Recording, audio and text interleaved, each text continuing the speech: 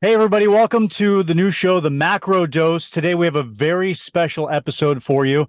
I've got Paul with me as usual, and today we have a gentleman by the name of, is it Dave Weiss or Wise? Weiss like ice, or some Weiss, people say like we ISS. we ISS. So we have Dave Weiss, and he's better known as Flat Earth Dave all over the internet. Now, Dave, I'm still very much on the fence. I've got to call myself a glober. But I have seen several of your videos, some of them a little bit more painful to watch, like the marble quiz guy. Do you remember that episode? If it was painful to watch, I've probably eliminated it from my memory. But yeah, there's a lot of painful ones, Yeah. and the painful ones are the Globers that just don't understand. Well, that's what I'm getting at is there are these people that just they can't stop and look at the information. And that's what I'm doing. Again, it's hard to let go of the idea that the Earth is a round globe, but I've looked at a lot of the information that you have, and I'm like, how do I not believe that? How does So that uh, not make sense? I'm with you. Belief is the enemy of knowing. We don't want to believe anything, right? If I Right. told you I lived in Connecticut, you guys would believe it, but you don't know it. Okay. Then you'd have to do some research and go on Facebook. You found my friends. Oh, you found my high school. All right, he lives in Connecticut. You're relatively sure.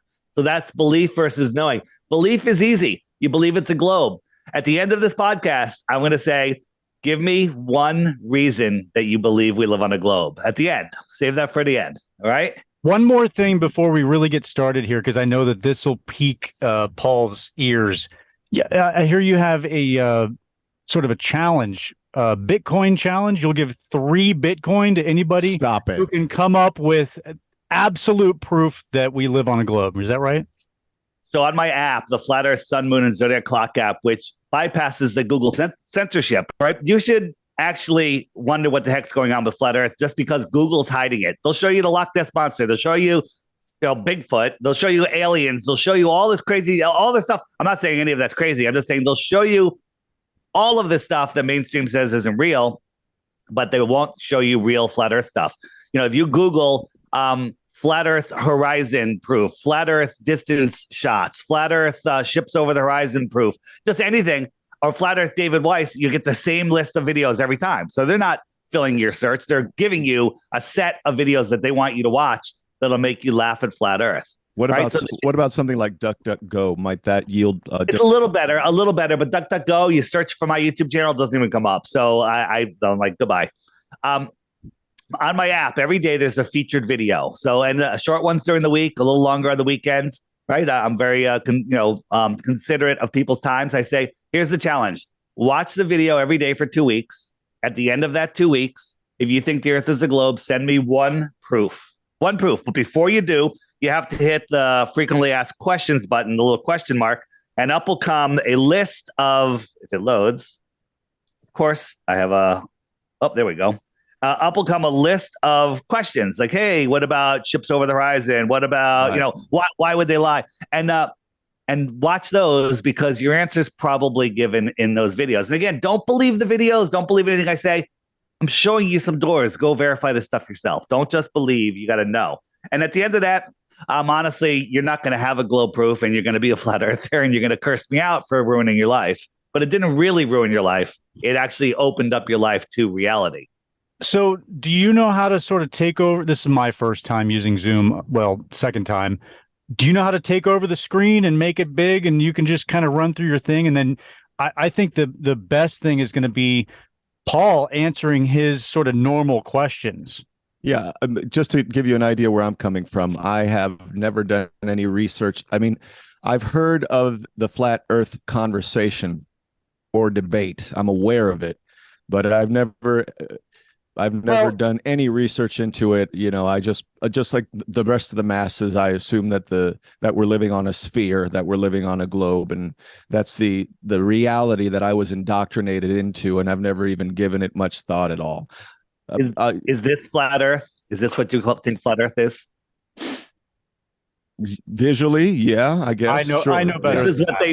This is what they want you to think flat Earth is. This is the dumbest crap ever. No flat earther thinks this. But globe believers that haven't done any research or have Googled flat Earth a few times get this. And this is stupid. This is dumb. I would be thinks that we're a disk floating in space, a turn up with flat, Earth with other round planets. No one thinks that. We're going to clear all of that up today. Okay. But the thing is, if you go research it yourself, just on Google, on YouTube, you're going to get fed nonsense. You're going to give up. You're going to get frustrated. You're going to see a bunch of anti-flat earthers. People say that they're paid shills. I say they're either paid or possessed, probably possessed. And they're fighting for their own enslavement. This is all about the enslavement of the human mind. It puts your mind in a matrix, was the heliocentric ball. Okay. My point I was going to make, I had a great point, and I forgot it, but it'll come up. Well, you've already piqued my interest, because if there's one thing I've learned over the past couple of years is that there's a lot of things that we were indoctrinated into that may or may not necessarily be true. And I think that most of the world now has to question, based on current events, and I won't get into it, but based on current events, most of the world has to question what the authorities tell us. No problem. Hey, Mac, you if you put your mouse on the Zoom window, on the very upper right, it says view. And if you click speaker view, whoever's speaking will take over the screen automatically. Okay. So when I'm speaking, it'll take over. It'll fill the screen. You guys will be small, and that'll give you the optical effect that you're looking for. I just want to let you know that throughout the show, we're just going to be hanging on really, really tight to our globe theory. We're going to hold on as tight. Hanging on to our globes, man. Like, I don't want to. This is home. The pale blue. Don't take my ball away. No, man, I've been living on this ball. So put yourself on top of the ball. Man, the pale blue dot. Carl Sagan. Don't leave me. So you're always, from your position, you're on top of the ball, right? From your position, you're on top of the earth, because down is down for you, and down is up in Australia, whatever. People are standing antipodal, right? Which is retarded. All right. Right. So you're on top of your ball. You're looking at the sun, and the sun's starting to set. So what is the sun doing in your world? Is it going down, or are you falling over backwards faster than the speed of sound? In your world? In my world, the earth is rotating away. So you're on the earth. Right. When you watch the sun down, when you're facing the sun, right, that means that you're falling over backwards faster than the speed of sound. Right.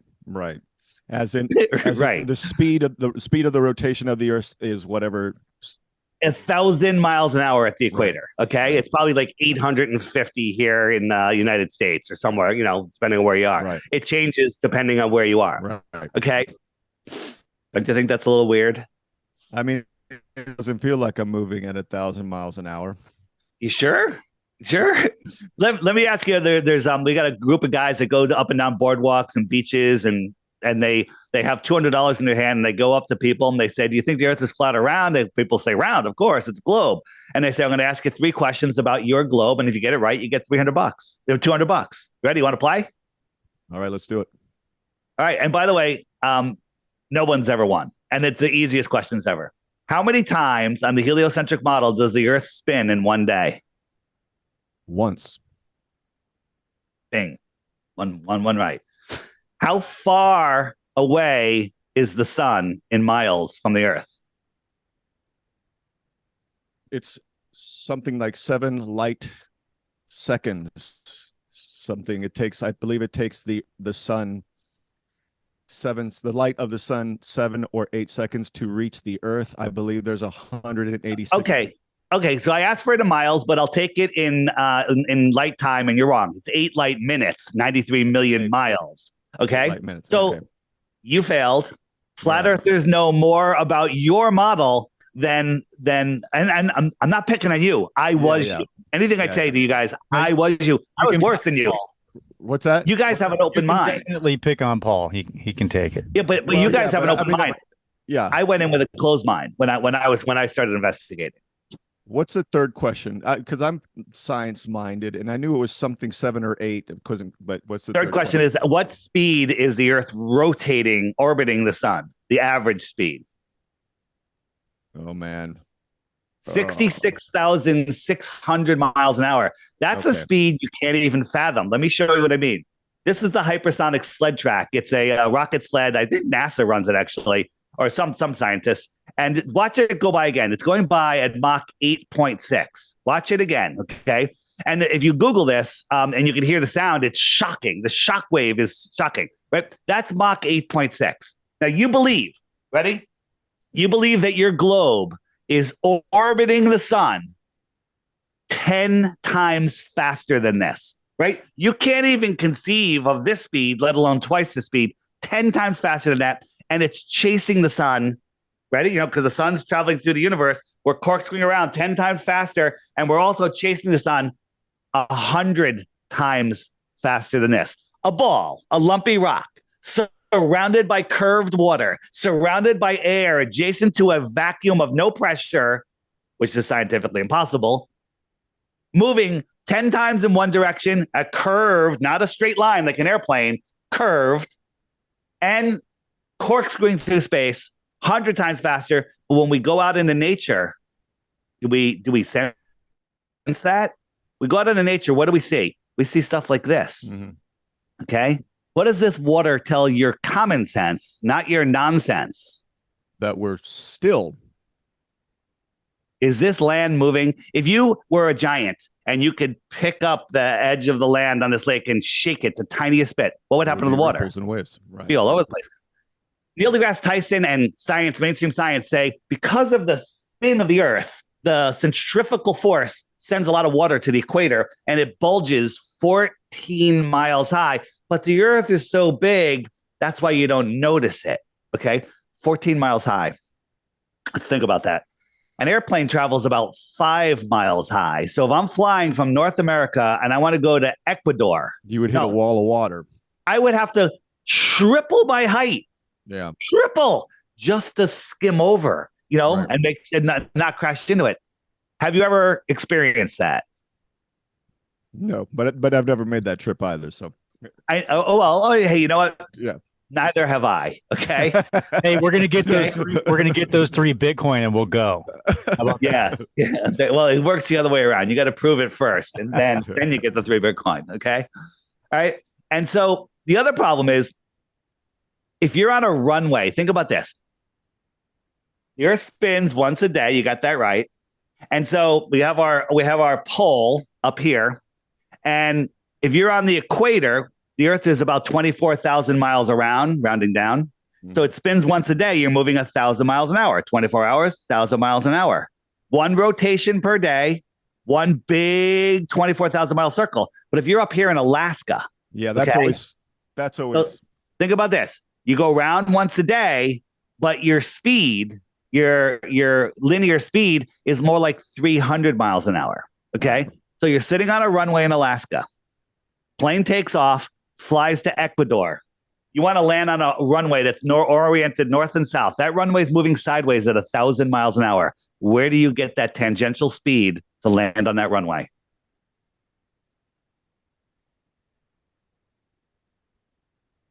You pray for it. You can get it the same place Globers get their globe proofs. You have to pull it out of your ass. Okay. It's absolutely ridiculous. Yeah. My instinct is to say somehow gravity has locked objects in our atmosphere at the same velocity, rotational velocities. But I'm just grasping. Well, I'm glad you brought that up, because gravity is their God. Gravity is their God, because without gravity, everything falls apart. No pun intended. Okay. So, they want us to think, flat earthers say, down is down for me here, all around. Down is down for everybody. But they want you to think that's crazy. And they say, well, no, down is down this, this person's feet are facing that person's feet, and this person, and we're on a spinning ball, and nobody notices any of the motion, any of the movement, but we're antipodal to each other. And gravity is holding everything to the earth, holding the oceans to the earth. Think about this. If I had I got to bring a prop. Right? I got my hand here, and I got an iron frying pan, 5 pounds, and I want to hold it to the bottom of my hand. Well, if I put it there and let it go, it's going to fall down. How much pressure would I need to put on a 5-pound pan to hold it to the bottom of my hand? How many pounds of pressure? 5 pounds. Right. 5 or more, right? Or more. 4 pounds, it would go down. At least Yeah, 5 okay, pounds. 5 pounds to hold it on. So on your ball, the oceans at the bottom of the world weigh trillions of tons. How much pressure do you need to hold trillions of tons to the bottom of a ball? At least trillions of tons. Don't you think that would crush the human body? Don't you think we couldn't survive in a situation like that? Shit. Right? He's gonna fucking blow your mind. All right. So we're gonna in this episode, we're gonna spend another 5 minutes on gravity because I want you guys are thinking. I love this. By the way, you're already flat earthers, you just don't know it. Okay.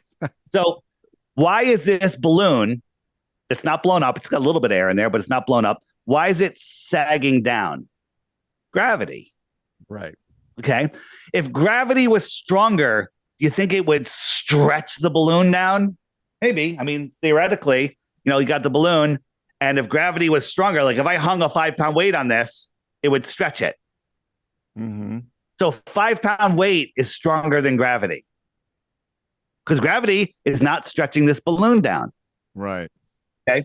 So the second law of thermodynamics says you can't have high pressure next to low pressure without a physical container. Like if I said, hey, let's have a barbecue tonight, go get some propane, but don't bring the tank, just bring the propane. Right. High pressure wants to travel to low pressure areas. And the Globers will say there's high pressure systems and low pressure systems, and there's no barrier. When there's a high pressure system and a low pressure system, we have a storm or wind because they're trying to equalize constantly. Right. And so that's and then when they equalize, there's no wind. Right. When you have a serious low pressure system, and that's a hurricane, or whatever, a big storm. So if you have let's say I get a bottle, a glass bottle, I suck the air out of it, I put the top on it, right? So it's low pressure. I can't get all the air out just because I'm not that strong and the bottle would collapse. I turned it upside down and I opened it. What's going to happen? It's going to suck all the air right back in. Why isn't gravity holding that air down? Because if gravity's holding the air down, how come the vacuum of space, which is stronger than any vacuum we can create here on Earth, how come it doesn't suck the air off? The answer is gravity. Okay. Right. The answer, that's the only answer. But look at this. I put a little air in this balloon. What is this air trying to do? It's trying to escape in every direction. The air pressure is strong enough to stretch this balloon. Gravity is not strong enough to stretch this balloon. The air pressure is trying to get out sideways, down, and up. Okay. Mm-hmm. And if I brought this up, it's going to try even harder and harder. It's going to expand more and more. And there's no place on Earth that the air is stronger than the gravity. So if there's no gravity, why do things go down? That's a good question. Thanks for asking. Okay. There's a thing called the electrostatics. Okay. Everything, without exception, is electrostatic. Everything. Us, everything has a charge to it. The Earth is a neutral. Some people say it's a negative charge, but there's no charge. Okay, it's neutral, and everything above the Earth has a charge. So we know about positive and negatives. They attract each other, right? We repel. Well, no, 2 negatives repel and 2 positives repel. Right. But a positive and a negative attract each other. Okay, so this is the one I want.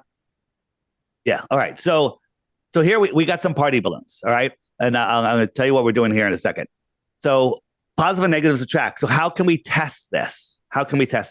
So I got these balloons. And this is just a little button, a metal button, and we taped it to the end of this wire. And this wire is connected to a Van de Graaff generator that we can change the charge. So this has a positive charge, but we're adding a stronger positive charge to it. And when we do,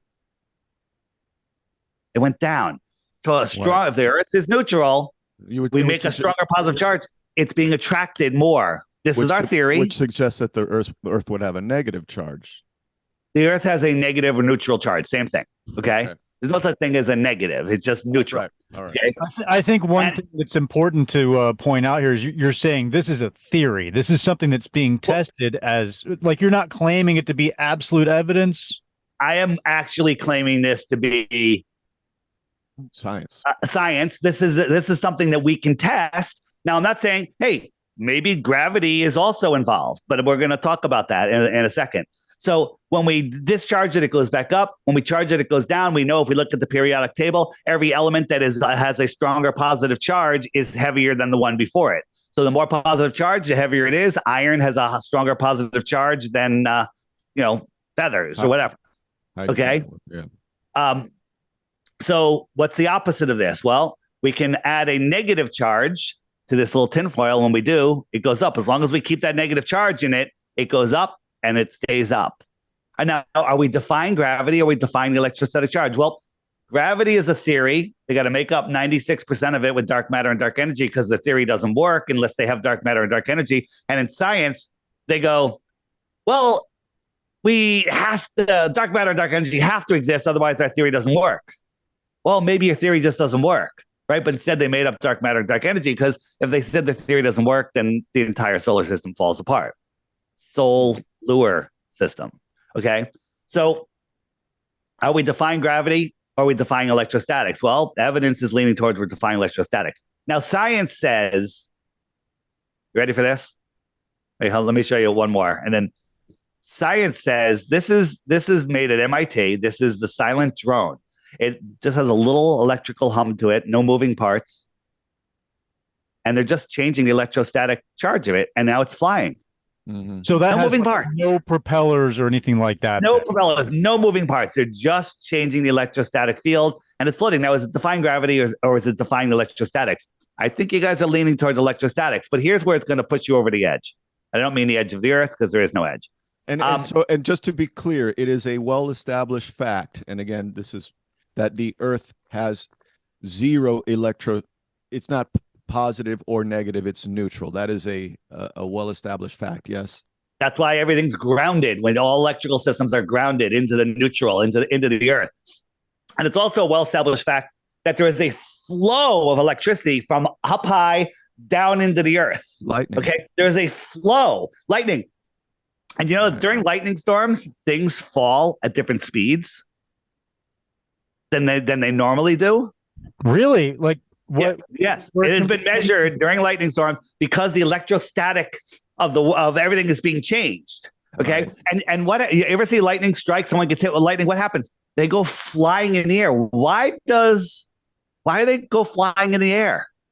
Right? Maybe because it hits the earth turns positive for that split second and sends everything flying. Okay. Electrostatically, it repels that massive positive charge. Now, science says that the electrostatic force, which they know is real, is 10 to the 39th power. That's 10 with 39 zeros. Big number. Stronger than gravity. Okay. And gravity is just a theory, never been proven. Okay. So let me ask a question. If I was in the same room with you and I took my finger and I tapped it on your forehead, it's like, boom, like that. Well, it didn't really hurt. If I made it 100 times harder, probably hurt. It probably feel like a punch. If I made it 1,000,000 times stronger, I think you would probably die. But just to be safe, make it 1,000,000,000,000 times stronger. Your head would pulverize and you can't atomize. You can't. Yeah. Okay, you'd be atomized 1,000,000,000 times stronger. 1,000,000,000,000 is 10 to the 15th power. Wow, They're telling us that the electrostatic force is 10 to the 39th power. Okay. 10 to the 16th power is ridiculous over 1,000,000,000, right? You have to go all the way up to 39. I think they're just poking fun at us like, hey, a molten magnetic core. You can't have a molten magnet, right? They tell us all of this nonsense. And it's up to us to discern and use our God-given common sense and say, I'm calling bullshit on you. Scientism. Let's backtrack 1 second here. They're telling us that 10 to the third, that what is 10 to the 39th? The electrostatic force is 10 to the 39th power stronger than the gravitational force. So if I drop this ball, we have two choices. What's pulling it down? The theory of gravity or the proven electrostatic force, which is 10 to the 39th power stronger. I'm sorry. This is where most people's minds melt because they're like, wait a minute, this is disrupting everything I've always believed. And there's so many beliefs that I have that are based on gravity. And if I listen to what Dave's saying, my whole life is going to change. Well, that's a fact. Okay. So how does the you mentioned the iron core of the earth, right? Which I heard you drop that in there for a second. Yeah. I'll get to that in 1 second. One last thing. You know what the three body problem is? They probably never taught you it in school. Okay. The three body problem is if things have gravity and they're floating in space, right? A sun and a star is a gassy ball floating in a vacuum. Just let your common sense work that one out. Okay.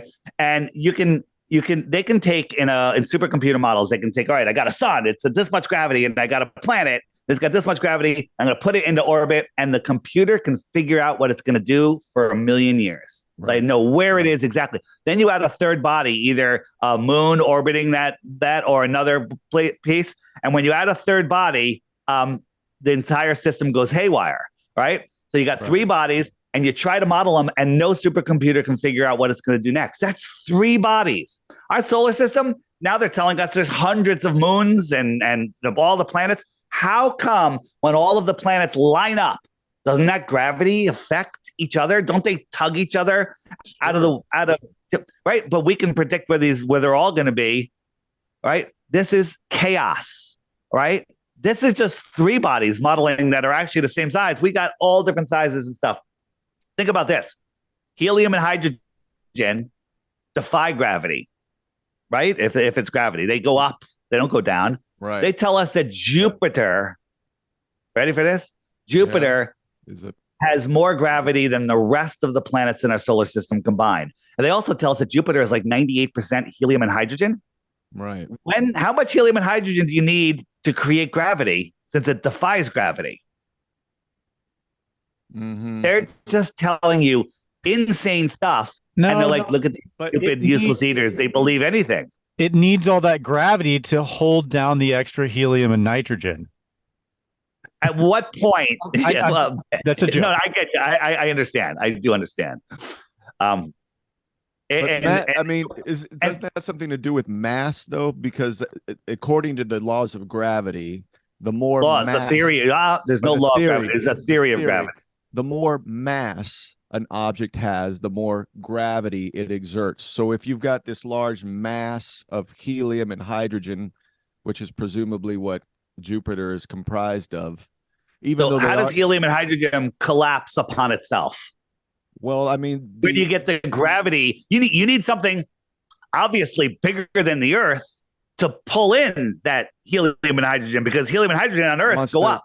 Right. Yeah. So this is your mind scrambling to make sense of this, because it doesn't make sense. Buoyancy and density sort everything else out. The electrostatic flow flows down. Everything is statically charged. This blimp weighs a lot, but it floats. Why? Because of its buoyancy. Right. This ship goes below. This ship floats. Okay.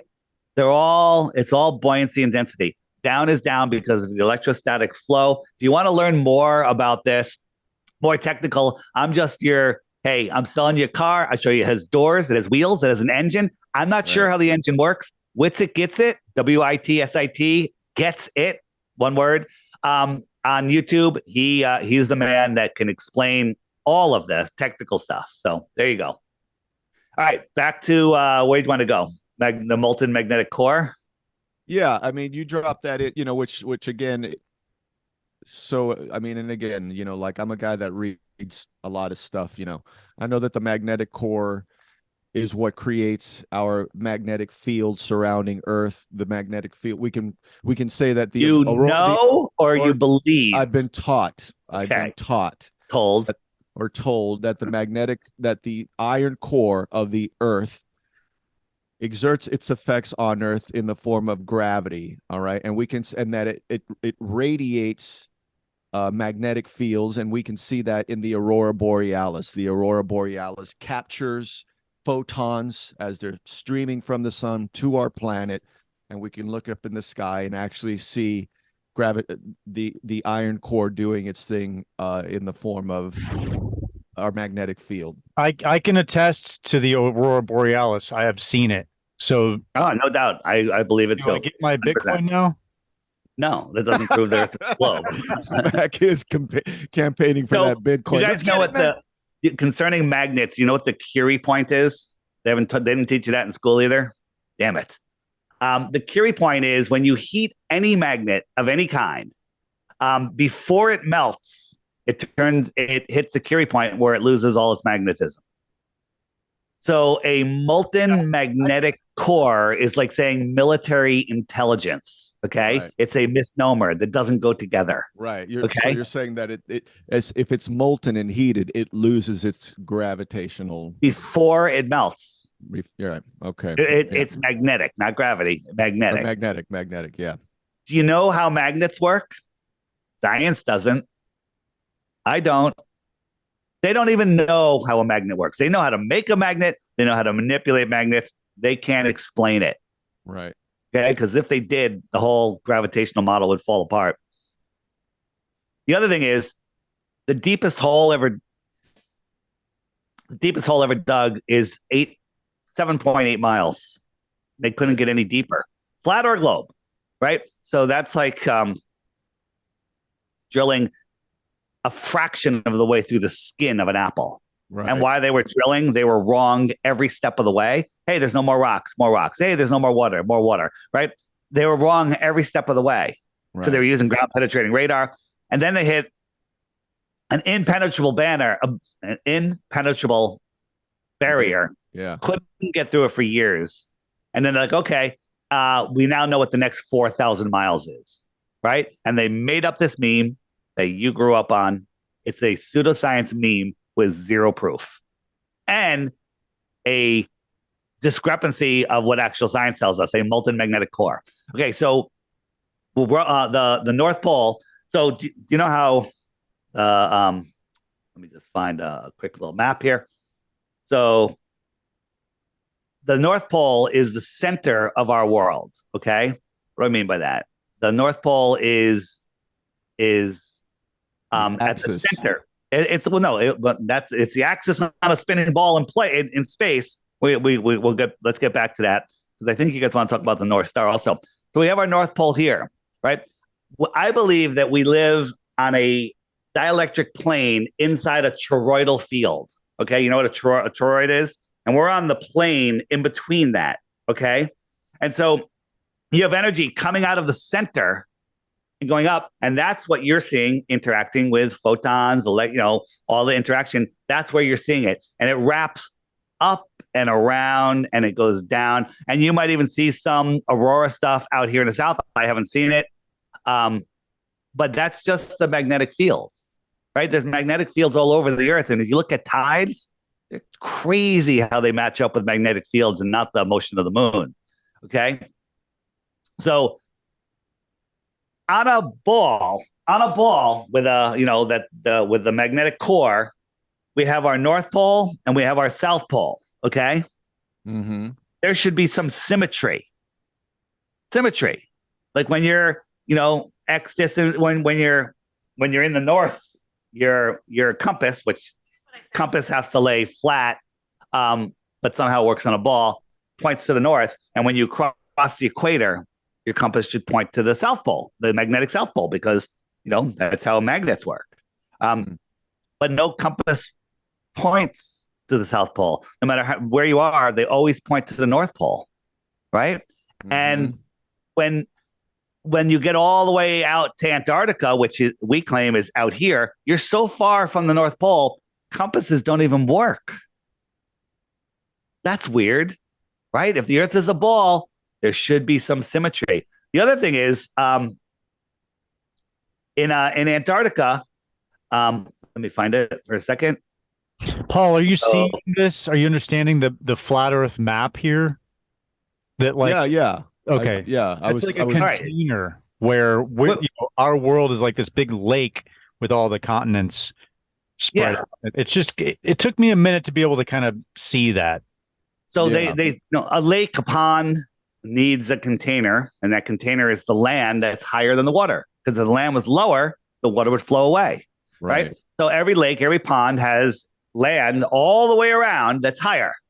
Yeah, and I know this question's been asked a cajillion times, because that begs the question, well, why don't we eventually, if we can take a plane ride, why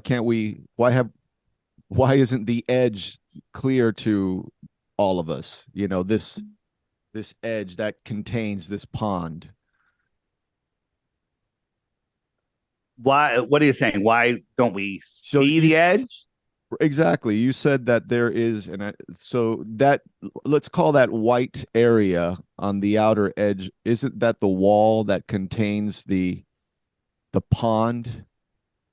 Well, in the flat Earth model, right. They want you to believe that we live. That there's an ice wall. There is no ice wall. There's the Antarctic shoreline, and then there's Antarctica after that. Here's some videos and some images of the shoreline of Antarctica. It's 200 feet higher than the water. Antarctica is the highest land on Earth. Okay. Mm-hmm. So where's the ice wall? There's a billion pictures of the ice wall. I see what you're saying. The ice shoreline. Right. Okay. Right, and guess what? It's off limits. Anything beyond 60 degrees south is off limits. Okay. But yeah, you can take a tour. Thousands of people go every year. I don't think thousands go, but it doesn't even matter if hundreds of thousands go, because they take you to a little point, right? They take you to this little peninsula here. They take you to an island called Deception Island, right next to Rothschild Island. Okay. and they show you some penguins, and they don't let you explore. But why did you emphasize Rothschild? There was something. Well, it's just, these are the people that we see, the puppets that are running the world for us, right? But they're puppets of the real leaders, right? Right. And so, what's out here? What's out here? Well, if we live here, what would you call this? I'd call this the outer space. This is where we live, in the inner space. This is the outer space, right? And what if there was and by the way, anything beyond 60 degrees south is speculation. But what if the world was set up like this? We live here. This is Antarctica. This could be 1,000 miles wide, and then out here is more land, extra territory. So if somebody lived here, you might consider them an extra terrestrial from the extra terra. Mm-hmm. And if they came to visit us, where are they coming from? Outer space. Here on Earth, scientifically possible. Okay. There's books in the app under the books page. There's a book called Iron Republic, The Navigator Across the Ice Wall, all talking about lands beyond Antarctica. Admiral Byrd, when he did Project High Jump, he went out there and he said that there's lands bigger than the United States that no human has ever set eyes upon, filled with resources. And then all the countries in the world sign a treaty saying nobody can go there and look. Nobody can go there and explore. Okay? That's a little suspicious, don't you think? In a time where we're having wars over land and resources and nonsense, and displacing people and, and destroying the Amazon and all sorts of stuff. Now there's a place where there's no trees, no people, no animals, filled with resources, bigger than the United States. And everyone agrees that we can't go there, right? All of the world, Russia, China, we're all fighting. But everyone agrees on two things. Can't go to Antarctica, and you got to get this thing stuck in your arm, okay?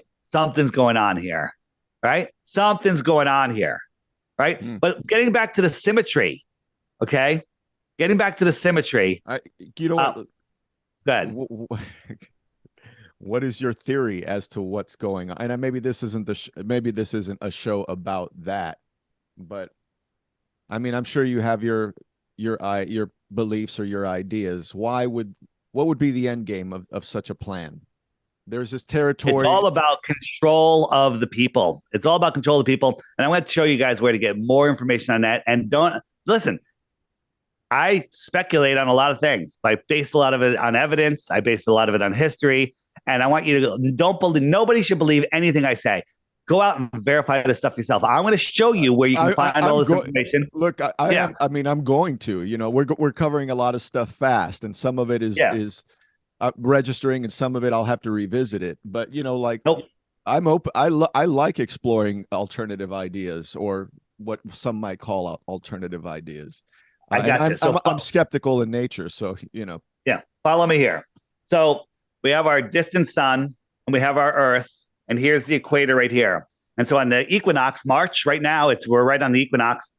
It's the straight rays are here, and you know the north is tilted away a little bit. But when we tilt over, we get more direct light, and that's our summer. And when we tilt away in the winter, it's the sun rays are spread out. Okay. Right. Now let me ask you a question. Can I tilt the ball this way and this way? Sure. Right. So the relationship of the United States right here and the sun, let's say the sun's directly on it. I tilt it away, that's winter. I tilt it towards it, that's summer. You with me?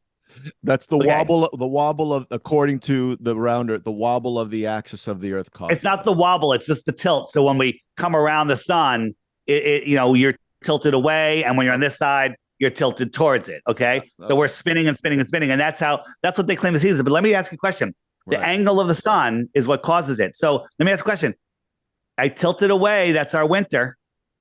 I tilt it towards it, that's our summer. What happens when we spin away? It's now even a more severe angle. Okay. The spin. So every day at sunrise and sunset, it should be winter. Every day it should be winter, but it's not. Okay. And also for 6 months, in June, we're tilted towards the sun. And then in December, we're tilted away. Well, an equal latitude south, 6 months apart, should have the corresponding weather. Okay. Corresponding life, corresponding everything. Right. So the equator is 0 degrees. It goes all the way up to the North Pole, 90 degrees, and all the way down to the South Pole, 90 degrees south. Right.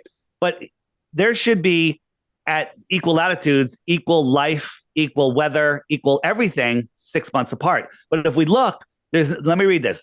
No plants, no life, no plant of any kind, not even a lichen of moss has been found within 64 degrees parallel south latitude. 64 degrees south, nothing. While in the north, much farther north, not even 60, 83, and an elevation of 2,000 feet above sea level, there's no absence of animal life, any kind, animals, plants, trees, four-legged creatures, birds, potatoes, everything. Okay. That makes 0 sense on a globe Earth, but on a flat Earth, it makes absolute perfect sense. Let me show you how seasons work. All right. So here's my app, the Flat Earth Sun, Moon, and Zodiac Clock app. I'll make it. Actually, I'm going to show you right here. So here is, you see these two yellow lines, the outer yellow line and the inner yellow line? You see it? Yeah. I need to make it bigger. I can make it bigger. You want me to make it bigger? Yeah. You mean the... Oops. Hold on. So this outer yellow, I can't point to it. The outer yellow line. See, the sun right now is on the red line. That's the equator, because we're in the equinox right now. Okay. The outer yellow line, the one that goes over Australia, that's the Tropic of Capricorn. Hang with me. This is really easy. The inner yellow line is the Tropic of Cancer. Okay. So the sun migrates out to the Tropic of Capricorn on December 21st. And where are we now? We're in March, 20, April, May, June. So in June, it goes all the way in and it's over the Tropic of Cancer. Now, where are you guys located? What state? California. You're in California. Well, California, Arizona, but I drive a truck, so I'm all over the place. I'm in Connecticut, and in June it's nice and warm here in Connecticut. Now watch the sun; it's going to go right over Miami. It's going right over Miami. In June, it's friggin' hot in Miami. That's because the sun is directly above them. Okay, it's close. It's winter in Australia in June because the sun is far away. But 6 months later, 2, 3, 4, 5, 6, the sun moves out. And it's summer in Australia in December. And when the sun comes around, it's over here for us. It's far away. What happens when something's far away? it's lower in the sky. Not because of the tilt of a ball floating through space. It's lower in the sky. Let's do an analogy. You come to visit me here in Connecticut in February, okay? And you find out I'm not here because I'm actually in Mexico, but I came here and it's freezing cold. We're outside. We're sitting in a football field. We're 20 feet apart because we don't want to infect each other with the boogeyman, okay? And we're freezing our asses off, all right? We're freezing our asses off and we're trying to drink beer, but our beers are frozen, right? And then Mac comes over, Paul, and has a big stick, holds a giant heat lamp directly over your head, 15 feet in the air. Okay. Mm-hmm. Now you look up and you go, oh, that's nice. You take off your coat, your beer melts, you feel good. And I say, hey, Mac, how you doing? You go, oh, it's nice here. You're in your t-shirt now, right? Because that heat is radiating down on you. It's close to you and it's high in the sky. Okay. And I say, hey, where is that light? Where do you see it? And you go, it's right there. But I'm 20 feet away. And I go, oh, it's over there for me. It's much lower in the sky for me. And I'm looking at it. I'm like, I can barely feel that heat. I'm freezing. I'm zipped up. My beer's still frozen. Then Mac walks over to me slowly. It actually takes him 6 months to get over to me. Okay. And he doesn't lower the light at all. And you watch the light and you go, oh, there it goes. There it goes. What's it doing? It's getting lower and lower and lower. To me, I see it. Excuse me. I see it getting higher and higher and higher. And I'm getting warmer and warmer and warmer. And now it's above me. And I'm experiencing summer. Everything in between these two lines, everything in between them, you know what we call that area of the world? What's there? We got the Caribbean, you got Mexico, that's called the tropics. You know why? Because it's in between the tropics and the sun passes over them twice a year. So if you're anywhere in the tropics, the sun will cross over you once and then it'll cross over you again. That's why everything's warm, because the sun never gets far away. But I'm here in Connecticut. The sun comes towards me, doesn't quite get to me, and then it goes away again. That's why it's winter. And down here in Santiago, the sun gets close, never crosses, never gets above them, and then goes away again. Okay? That's how seasons work. Seasons on the globe are absolutely nonsensical, ridiculous, make no sense, because in the summer, at dawn in June, when the sun appears on the horizon, first, that's the most tilted you can be away from the sun, because we can tilt a ball any way we want. So the sun is literally on the horizon. It's not high in the sky. It's on the horizon. It's 3.5 million miles farther away than it is during our winter. That's weird. In our summer, it's farther than it is in our winter. And I could look at the sun in the summer and feel the heat on my face immediately when it's tilted far away. But in the winter, in December, when the sun is high in the sky at noon, I can't even feel the heat on my face. And it's 3.5 million miles closer. Okay? Does this flat Earth model still adhere to the concept that the Earth is somehow moving around the sun, or is the sun moving around the Earth in this flat Earth? Very good. The Earth does not move. The Earth is the basement of the universe. That's how I describe it. Excuse me. The Earth is the basement. The sun is small. It's local. It's here within our system, and it's just moving around the Earth. It migrates in and it migrates out. It's small. Go and look at the sun. It's right there in the sky. There's blue sky behind it. Look at the full moon in the day sky. There's blue sky behind it. Okay? It's here within the Earth system. What are they? How far are they? How big are they? I don't know. I can't go up there. You can't measure it. We don't even know if it's three-dimensional or physical. And then when you look at the heliocentric model, we got the sun rays coming in parallel. No one's ever seen parallel sun rays. They all come in crepuscular. And it heats the world like this. But if you look at it on a flat Earth map, this red area is the tropics. That's where the sun stays. It goes around and around and around, and it heats up. The heat map of the world shows you the impossibility of the heliocentric, ridiculous, nonsensical model. So can you touch a little bit on how, like, you believe that there's, and I'm not singling you out, people who are considering themselves flat earthers believe there is some sort of a container, right? And that, I mean, obviously to hold in the air, to keep the air from just jetting out into the empty void of space. So there would have to be some sort of container. I've heard some people refer to it as the firmament.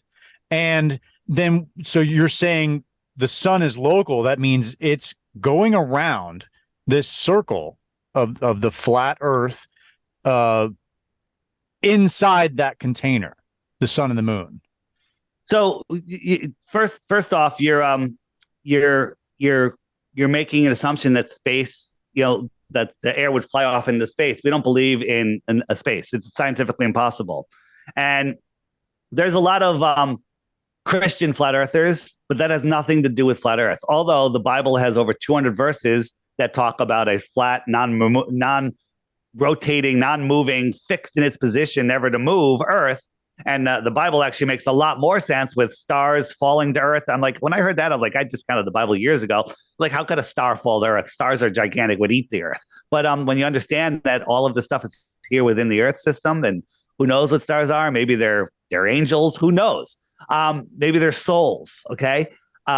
It makes a lot of sense. But is there a dome? I think there's some sort of containment.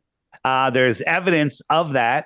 And whistleblowers, from NASA, claim that there is something, but it doesn't look like this big high dome, right? It's.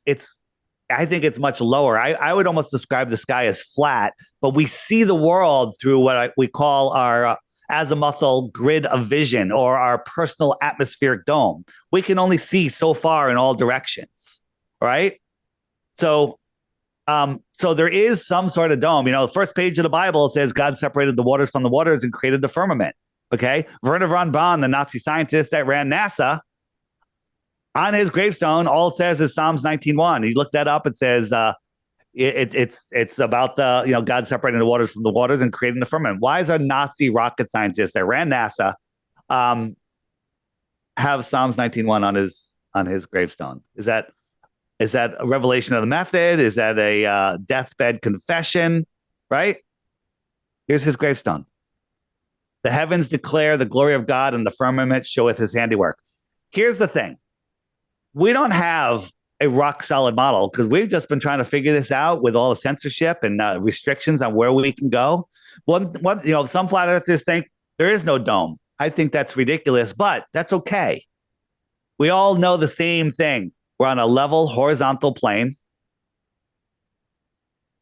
A lumpy rock surrounded with curving water, surrounded by air, adjacent to a void, flying on ridiculous speeds forever and ever, and nothing ever changes, is scientifically moronic.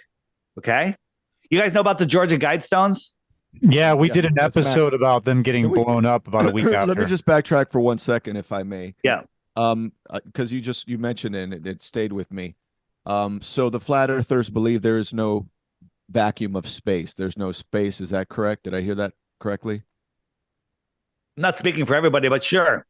Okay. Having a void of no pressure, right, makes no sense. You can't do it, right? Gravity holds down the air in a glober's mind. Right. But clouds of water vapor, which weigh more than air molecules, with trillions of tons of water, float in the air. Mm-hmm. Right. Electrostatically, they float. Okay. Right. Electrostatically. This is, the globers, they want to say that gravity holds down the air. I'm sorry. So you can't do it. And I can prove it. I remember my bottle example. I open the bottle, sucks the air up. That's off the table. Good. Which would indicate that one was very illuminating for me, and it really did, like, it's one of the ones that puts me up there on the fence where I'm like, yeah, how do you have an empty void of space adjacent to a high pressure system? That doesn't make any vacuum cleaners wouldn't work, under that. Well, space isn't a vacuum cleaner. Space is a void of pressure. No, air, gases fill available space. I'm not talking about space Yeah. being a vacuum cleaner. I'm just saying that like the idea of creating a vacuum, that idea wouldn't work and people wouldn't be able to like clean their floors if they say the vacuum of space is, they measure vacuums in Tor. I think it's Tor 17. They can't even create that in a vacuum chamber here on Earth. NASA has their vacuum chamber. I think it goes to Tor 10 maybe or 7 or whatever. And the walls are 10 feet thick, made of steel and concrete, so it doesn't implode on itself. Right. Okay. But we can send a lunar module made out of tinfoil, that holds air pressure and men, What is this? The vacuum of space is supposedly what? Tor 17, I think you said? Yeah. In negative pressure, in vacuum pressure? In no pressure. Yeah. That's a vacuum. It's absolutely insane. Wow. The reason I laugh when you brought up the lunar module is because all of this stuff is very new to me. I remember being a kid and being like, there are crazy people out there who think that we didn't go to the moon. What are you talking about? But the more and more I've learned that, video can be faked. I can fake video on my computer. I don't do that sort of thing because I just don't have time for it. But you look at some of these images that you and others will share about this right here, and you're just like, how did I not see it? How did I not look at this thing? That's right. Look at this thing. If I showed you this, I actually took a good hard look at that maybe a couple of weeks ago. I think Mac was telling me about this show. We were at Kara's and Kara was showing us. Oh, that's right. And because I've never really scrutinized it, and when I looked at it, I was like, that can't be the real. No, that can't be the real actual lunar lander or the capsule. And because when I looked at it, I was like, that is fucking. Are we? Yeah, I don't know if we always cuss on the show. Yeah, that's nuts. By the way, Dave, you can say whatever the fuck you want here. Right, no problem. I try to keep it clean because so many people have a problem with words, but they're okay that millions of kids go missing every year and all sorts of stuff. They're okay with that, but they have a problem with the 4-letter words. F-bomb, right? F-bomb. So this is like a paper mache tape, scotch tape. I mean, if you actually get a good picture and zoom in, okay, look at this leg. Wouldn't all the legs kind of be the same? You look at this one's got tinfoil and tape and it's got things here, but then you compare it to the other leg, it's different, right? And then if you compare it to another leg, completely different. It's like they ran out of art supplies, right? Look at this. Eric DeBay says it really well. He says, if a sheetrocker sheetrocked your house like this, you'd be entitled to a full refund. Okay. Right. Yeah. But this is a technological, marvel, right? Absolute, complete and total insanity. That is correct. Yeah. We could spend hours on the moon landing, but if you let me see. I watched the other day. I watched the documentary. Well, first of all, I've seen Next Level. You were involved in that project as well as Hibbler. Hibbler Productions. So we got Level and the Next Level, and then on Flat Earth Day, which is April 22nd, formerly known as Earth Day. He's coming out with Level with me. It's going to be the game changer. Got Eddie Bravo in it. You got me in it. You got Bryce Mitchell is in it, and a whole bunch of other people. And it is a game changer. NASA is in big trouble in this one. Where are we going to be able to see that? That'll be on a Hibbler production. If you go to hibblerproductions.com, but if you go on my website, everything that I talk about today, you can find flatearthdave.com. There'll be a link to Level. If you have the app, you're going to get a pop-up notification. The movie's out. Click here, right? The app will feed you everything. It bypasses Google censorship. But just look at this. This is the LEM that they landed on the moon. This thing fell at 4,000 miles an hour, right? Never tested on Earth. And all of a sudden, the rocket stopped it and landed it without kicking up any dust, okay? It was a 10,000-pound engine. Thrust engine, okay, right, and the thruster, the jet part is down here, okay, right. It's down here. So this is when it left, and they got some. I guess they left some guy on the moon filming it because it pans up. But watch, it leaves the rocket part down here. How the heck is it going up? Did it just have an explosion that sent them up? Like if I put an M80 underneath a rock and it exploded and the rock would just float away? Where's the thruster? Right. Okay. By the way, in there, 2 grown men, a car, golf clubs, all sorts of stuff. Okay. Nonsense. Right? The car. They pulled the car out of here. Golf clubs, everything. Right? Yeah. The thruster's down here. Right? And then these guys aren't even in chairs. They're in this thing. Right? You ever been in a boat in calm water on a small? You're in a small boat, and if you move your position, the boat moves. Right? How's this thing just floating up? Like, what if the guy moves over or sneezes? What the thing's gonna cartwheel? Okay. Mm-hmm. And this thing went up to meet up with the lunar orbiter, and then somehow they injected some matter. I don't know where they keep the mass to get out of the lunar orbit and fall back to Earth faster than they got there. And just for my clarification, what we are looking at right now is actual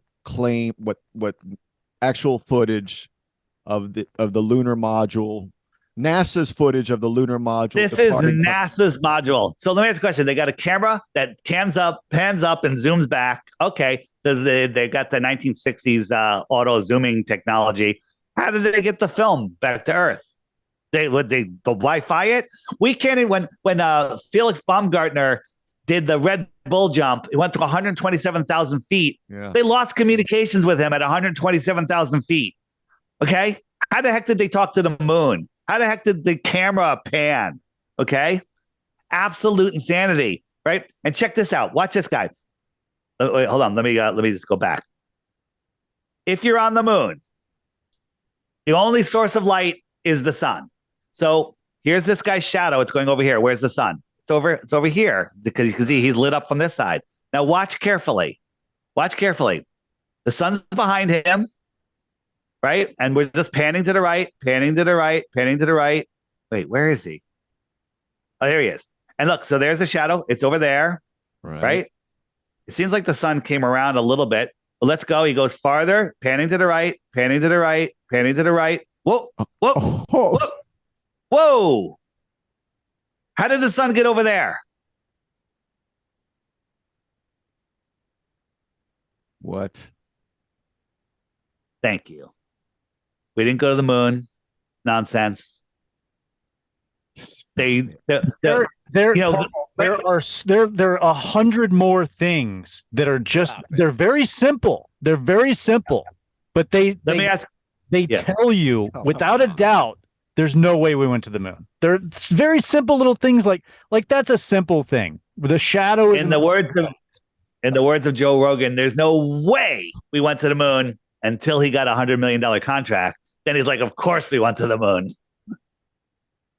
Yeah, that's definitely interesting. I listen to Rogan just for the guests. I like to hear some of what the guests say, but he's gone off the rails a little bit. Dave calling out Joe Rogan, the messiah of the podcast world. What?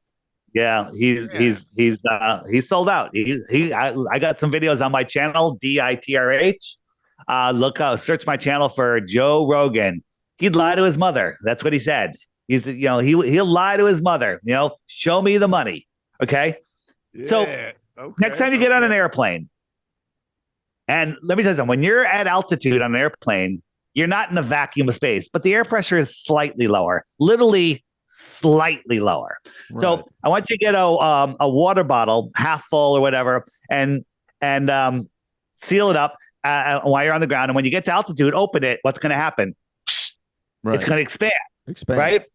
And go Google on YouTube vacuum chamber, and they put soda cans in there and they suck all the air out. The can explodes. Yeah. And conversely, if you open it and then close it, when you land, it crunches.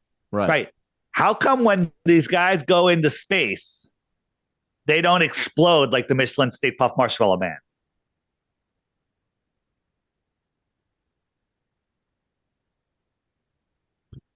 right? Right. How come when these guys are out here? Oh, no, Questions I think are just rhetorical. Yeah, but yeah. I No, mean, every question's rhetorical. Every I mean, question's in that case, rhetorical. in that case, I would say, well, there is skin and tissue that's holding us all together. In that case, there's an actual membrane.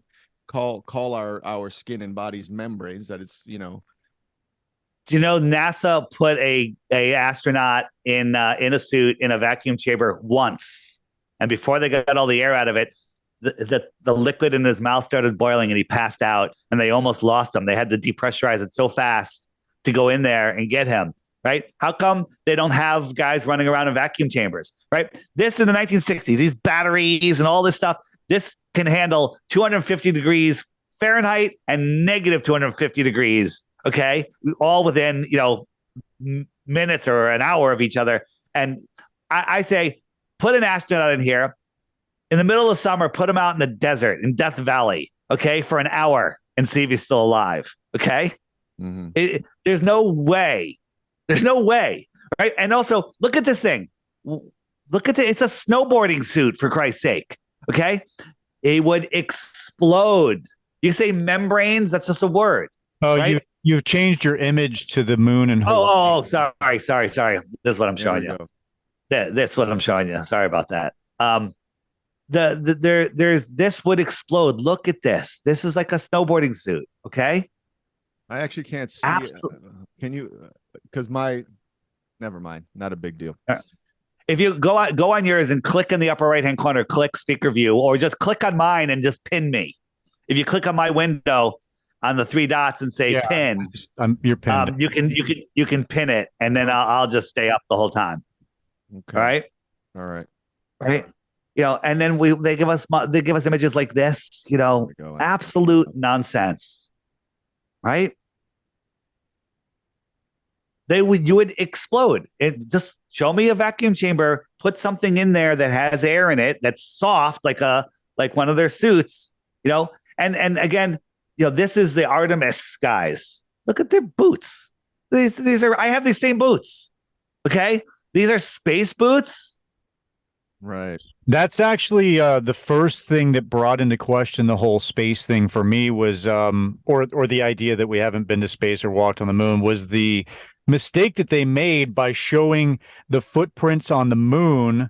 The supposed footprints on the moon, and then Neil Armstrong's supposed spacesuit in the Smithsonian or whichever museum they displayed it in, and the footprints are absolutely different. Like from the boots, the bottom of the boots are sort of flat and smooth, and you remember those iconic footprints on the moon? They have like ridges in them, and that was the first thing that I was like, wait a minute, that's a pretty egregious mistake.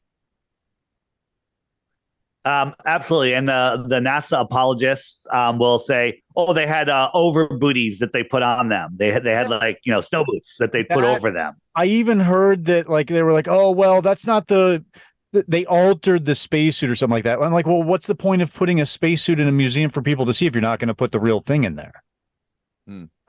Right. Absolutely. And they'll just say that they wear like a moon boot, like moon boots over the shoe. Right. And the other one's a shoe. You can see the stitching in it. Okay. Remember if you're in like 40,000 feet in an airplane and the window breaks out, it sucks everyone out through the window. It rips their bodies to shreds. It's a violent depressurization. Right.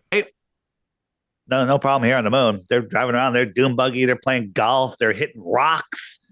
Bumping. No problem. Their voices aren't mumbling at all. Aren't jumbled. Like if you were riding over rocks, you'd be like, you wouldn't be able to talk. Okay, it's all made up. All made up silliness. We could stay on the moon forever, but Werner von Braun went out. Said there's more land beyond Antarctica. Antarctic Treaty was thrown into place instantly, and then a year later, like, hey, we're going to the moon. Don't look over there. Don't look over there. We're going up there where you can't go. A bunch of Freemasons are going to allegedly go, and they're going to tell you shit that you can't verify yourself. Okay, go back and look at the moon landing stuff. Right? Wait, on the I'm app. sorry. Let's backtrack. Go ahead. backtrack to that timeline again? This is all new to me. You said that there was an Antarctic treaty made, and then we went to the moon. What are you referring to exactly? Yes. So the Antarctic Treaty, here we go. It was in 1959. And so Project High Jump happened just before that. And they said, Admiral Byrd said there's more lands bigger than the United States beyond Antarctica. Well, that's a problem on a globe because beyond Antarctica is before Antarctica from the other side of the earth, right? And then 6 months later, he's dead. Weird. Okay. Pretty young guy. And he died in his sleep, heart attack. Weird. Right? He had a 6 booster. He didn't stop that. The boosters, everyone needs to get boosted. Don't knock that. Right? God bless Dr. Fauci. All right. Sarcasm.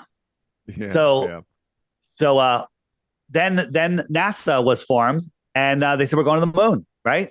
We're going to the moon, and there's nothing you can verify. And basically, all of this was done to keep you disconnected from who you are, where you are, and the true power of your mind, right?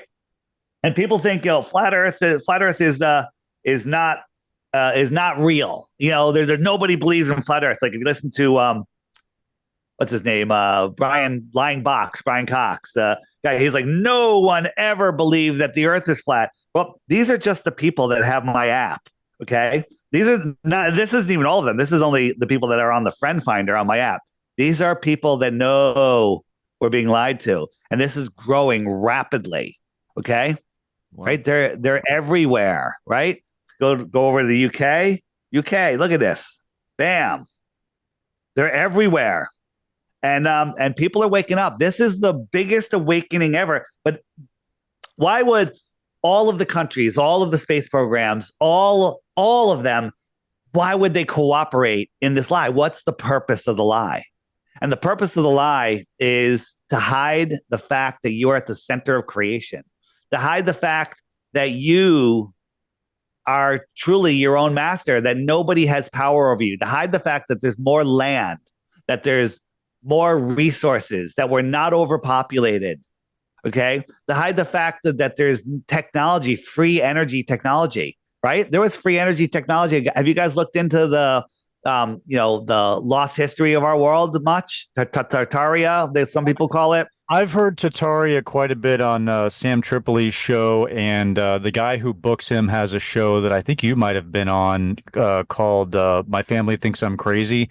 He talks quite a bit about Tartaria, and that is fascinating. So I haven't in the app into anything, but I've probably listened to about a half a dozen. Mac, you recommended this. I just started watching Ancient Apocalypse. Is that somehow involved in that series? No, it doesn't. It kind of dips into the idea that there were past civilizations, but it doesn't actually cover Tartaria.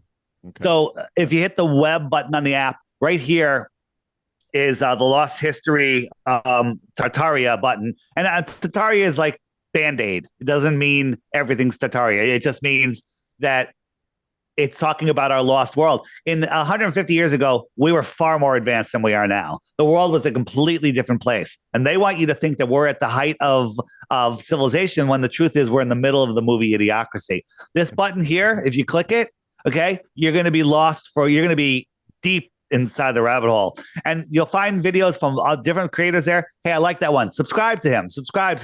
Then you'll have a list of stuff to watch. You'll never have enough time to watch as much as you want to watch. Okay. Yeah. But this stuff will blow your mind. In the homeschooling section, if you click the home button, we have all sorts of stuff. A podcast that will blow your mind. It's better than a college education. It's $8 a month. Crow 777 Radio. Don't send your kid to college. Send them to Crow. Listen to 5 episodes a week. That's it. That's their entire college. They're going to be a better functioning human than anyone that goes to any college. And it's only $8 a month. Okay. But one of the other guys that I like a lot is John Levy. He does a 20-minute video once a week. Watch those. Okay. Watch those and then make up your own mind. And then another one, which is not on the app. It's an Instagram channel. It's called, write this down. It's called I'm the Improbable Dreamer. All one words. I challenge anybody. I'm the improbable dreamer, all one word. Sit back on the couch, flick on his videos. They're all Instagram videos. They're all like a minute long, and watch 10 or 20 or 30 or 40 of them, and your whole life will change. Dave, real quick, and I don't know where we're at on time, Mac, but so if there is this land and resources beyond Antarctica, and we can, or our overlords, presumably, can they freely travel to that land? Do they currently have access to that land? Are they living there? What are your presumably, right? Well, presumably, but like John Kerry on election day went to Antarctica. Okay, weird. All these world leaders, they go to Antarctica. They go to you can track them. They're at South Pole Station, which is just a station near the shoreline, and then they disappear for 3 days. No word, and then they come back to South Pole Station and they go home. Where are they going? Maybe they're going to talk to their leaders.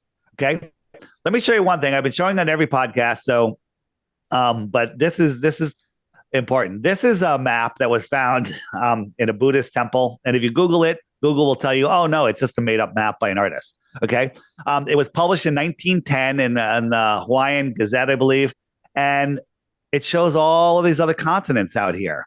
So when you want to go to Antarctica, excuse me, you go from Santiago, and maybe you go right here. Let's say they bring you right here. Okay, well, this is bigger than all of North America, Mexico, Canada, right? It's 2 or 3 times the size. So you go here and they go, welcome to Antarctica, right? And let's say a lot of this water is frozen out here because it's far away from our sun. Remember, our sun is only in here. Mm-hmm. Okay. And who knows if there's another sun out here, but that's another thing. So we were looking at this map, and we checked out this website that shows you can track ships, cargo ship tracking. And we saw these ships that were inside of the shoreline of Antarctica. Okay. We saw ships that were 300, 400, 500 miles inside of the shoreline of Antarctica. Right. So we saw these ships waiting here, and we click on them, and it gives you very little information. You click on any of these ships, tons of information: captain, where it's from, where it's going, days at sea, everything. Right.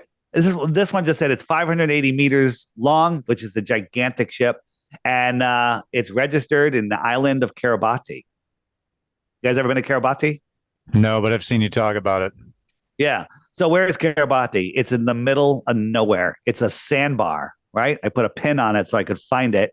You zoom in, and the Chinese government gave them $10 billion. America says it's a very important island for international trade. Why is this little island important for international trade?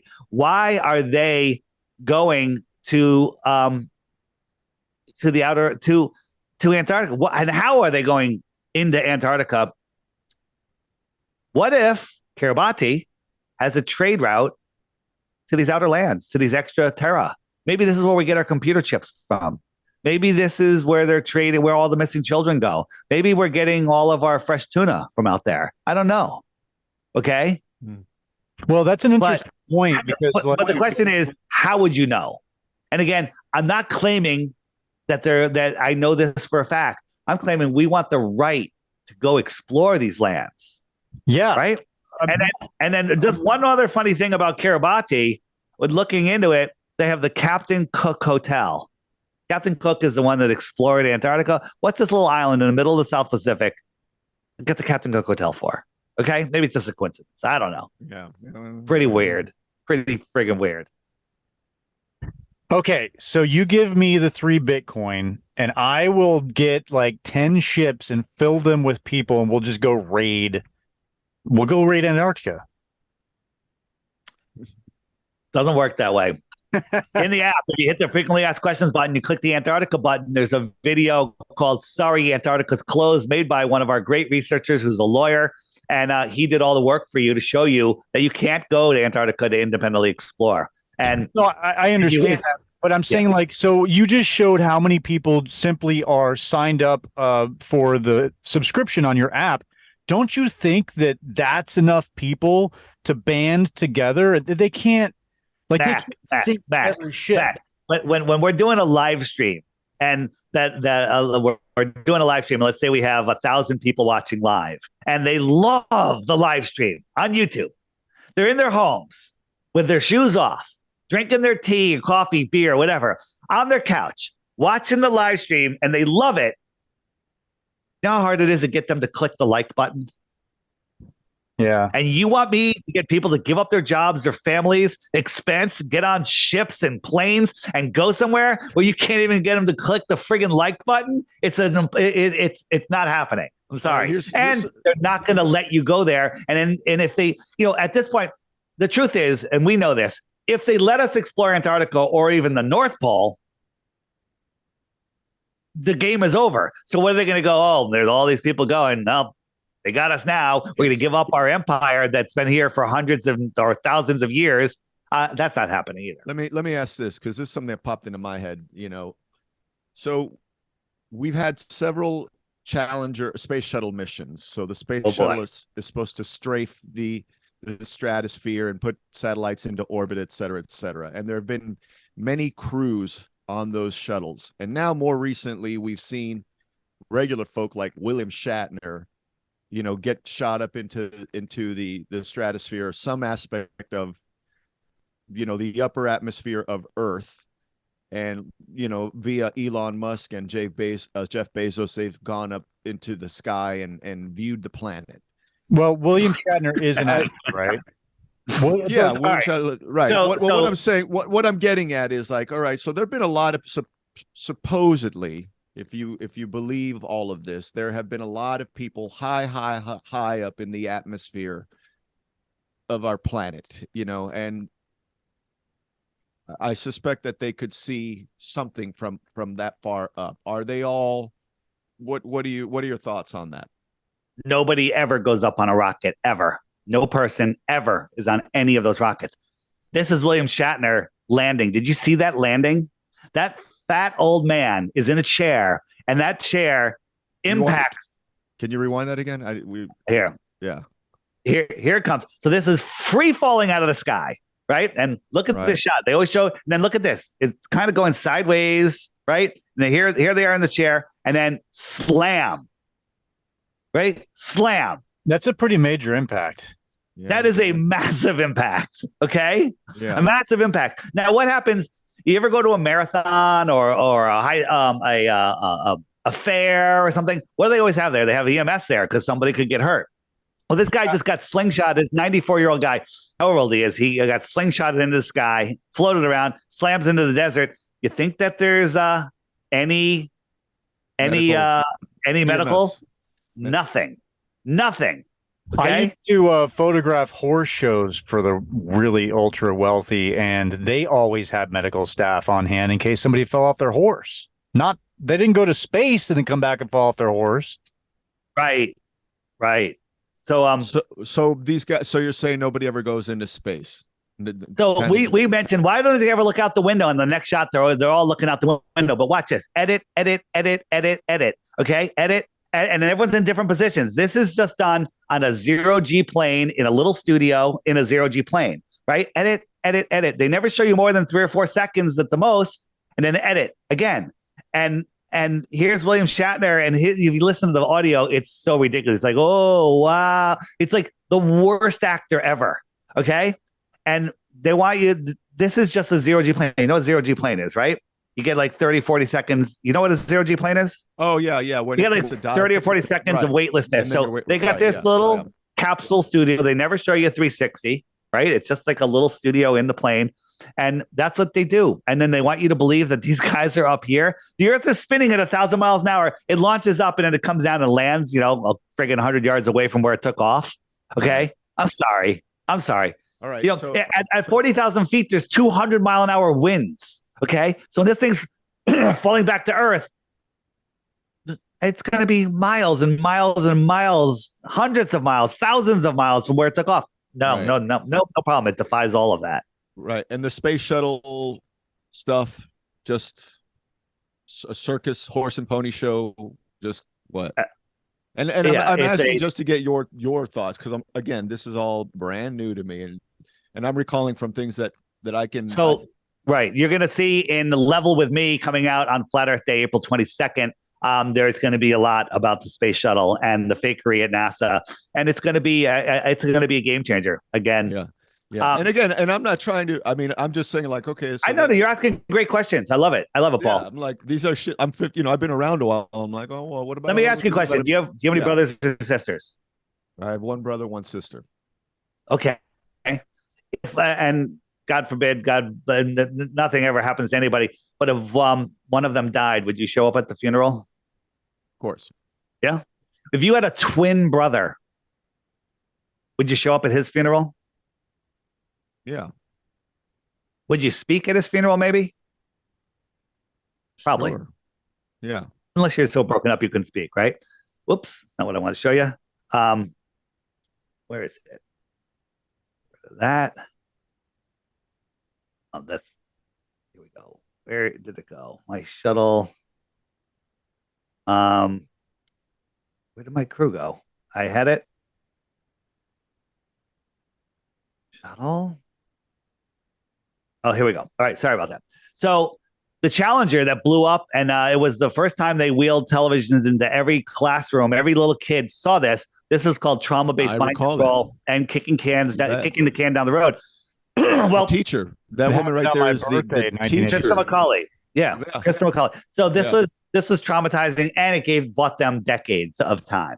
Okay, so all of these 6 astronauts have identical twins that are teaching at universities. They all go by the same name, and they are now the spokesman for NASA in their siblings, the siblings' place. Cool. They all have identical twins. They all go by the same name. This one right here, I forget her name off the top of my head. She's a Yale professor, law professor, and we have video of her teaching, using her hands, talking, and everything. And then we have video of her as a astronaut. Same speech, same dimple, same hand motion, same voice, same everything. Okay. But let's write all that off. Oh, it's just coincidence. Not everyone has a doppelganger. They all have, everybody shown there has a twin. Has a twin. Right? They all work for universities. According to the official narrative. And none of them showed up at their sibling's funeral. Okay. like NASA will have you believe that every single one of these people who died in the Space Shuttle Challenger has a twin, an identical twin, and they're still alive and they have these various professions and everything. None of those siblings showed up to speak at a funeral of their very famous counterpart, right? Twin. And this guy, Dick Scobie, when we found him, he had a company called Cows and Trees. I don't even know what it does, but his website had, when you went to his website, had an animation at the beginning of a cow taking off like a rocket, leaving a smoke trail out of its butt, doing loop-de-loops and leaving the same pattern, a very similar pattern that everyone knows of the space shuttle blowing up. And then that went viral, and they quickly pulled that down. That website disappeared, but we still have the video. Okay. Learn more about that and Level with Me. You'll be notified on the app. But let's just look at the space shuttle for a second. Okay. This is the space shuttle. Which one of these? This is the SR-71. Sure. Which one of these is an aerodynamic precision instrument? The SR-71 Blackbird. It is thin. Why does it have any paint on it? Isn't that radar? Because the paint would peel off. Because it gets so hot because of the friction that the paint would peel off. Okay. This thing goes Mach 3.2 times the speed of sound. It doesn't have paint on it. And when you look at this thing straight on, it's like, where'd it go? Right? It's a razor blade. Yeah. This thing.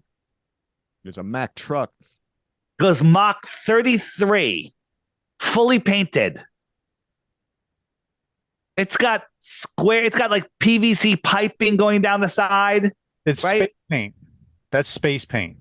I know NASA. Space paint. $8 billion making space paint. Oh, on space paint. Is that what it is? Yeah, right. They had a special and it weighs. They spent. It weighs 4 million pounds at takeoff. Hey, let's ask Sherman Williams. It weighs 4 million pounds at takeoff, and this windy takeoff. Why is it blown around like it's a bouncy house filled with helium? I was hoping you would show this. That is fascinating. Right? Say it again. Like I'm sorry. Say the stats. Yeah. Again.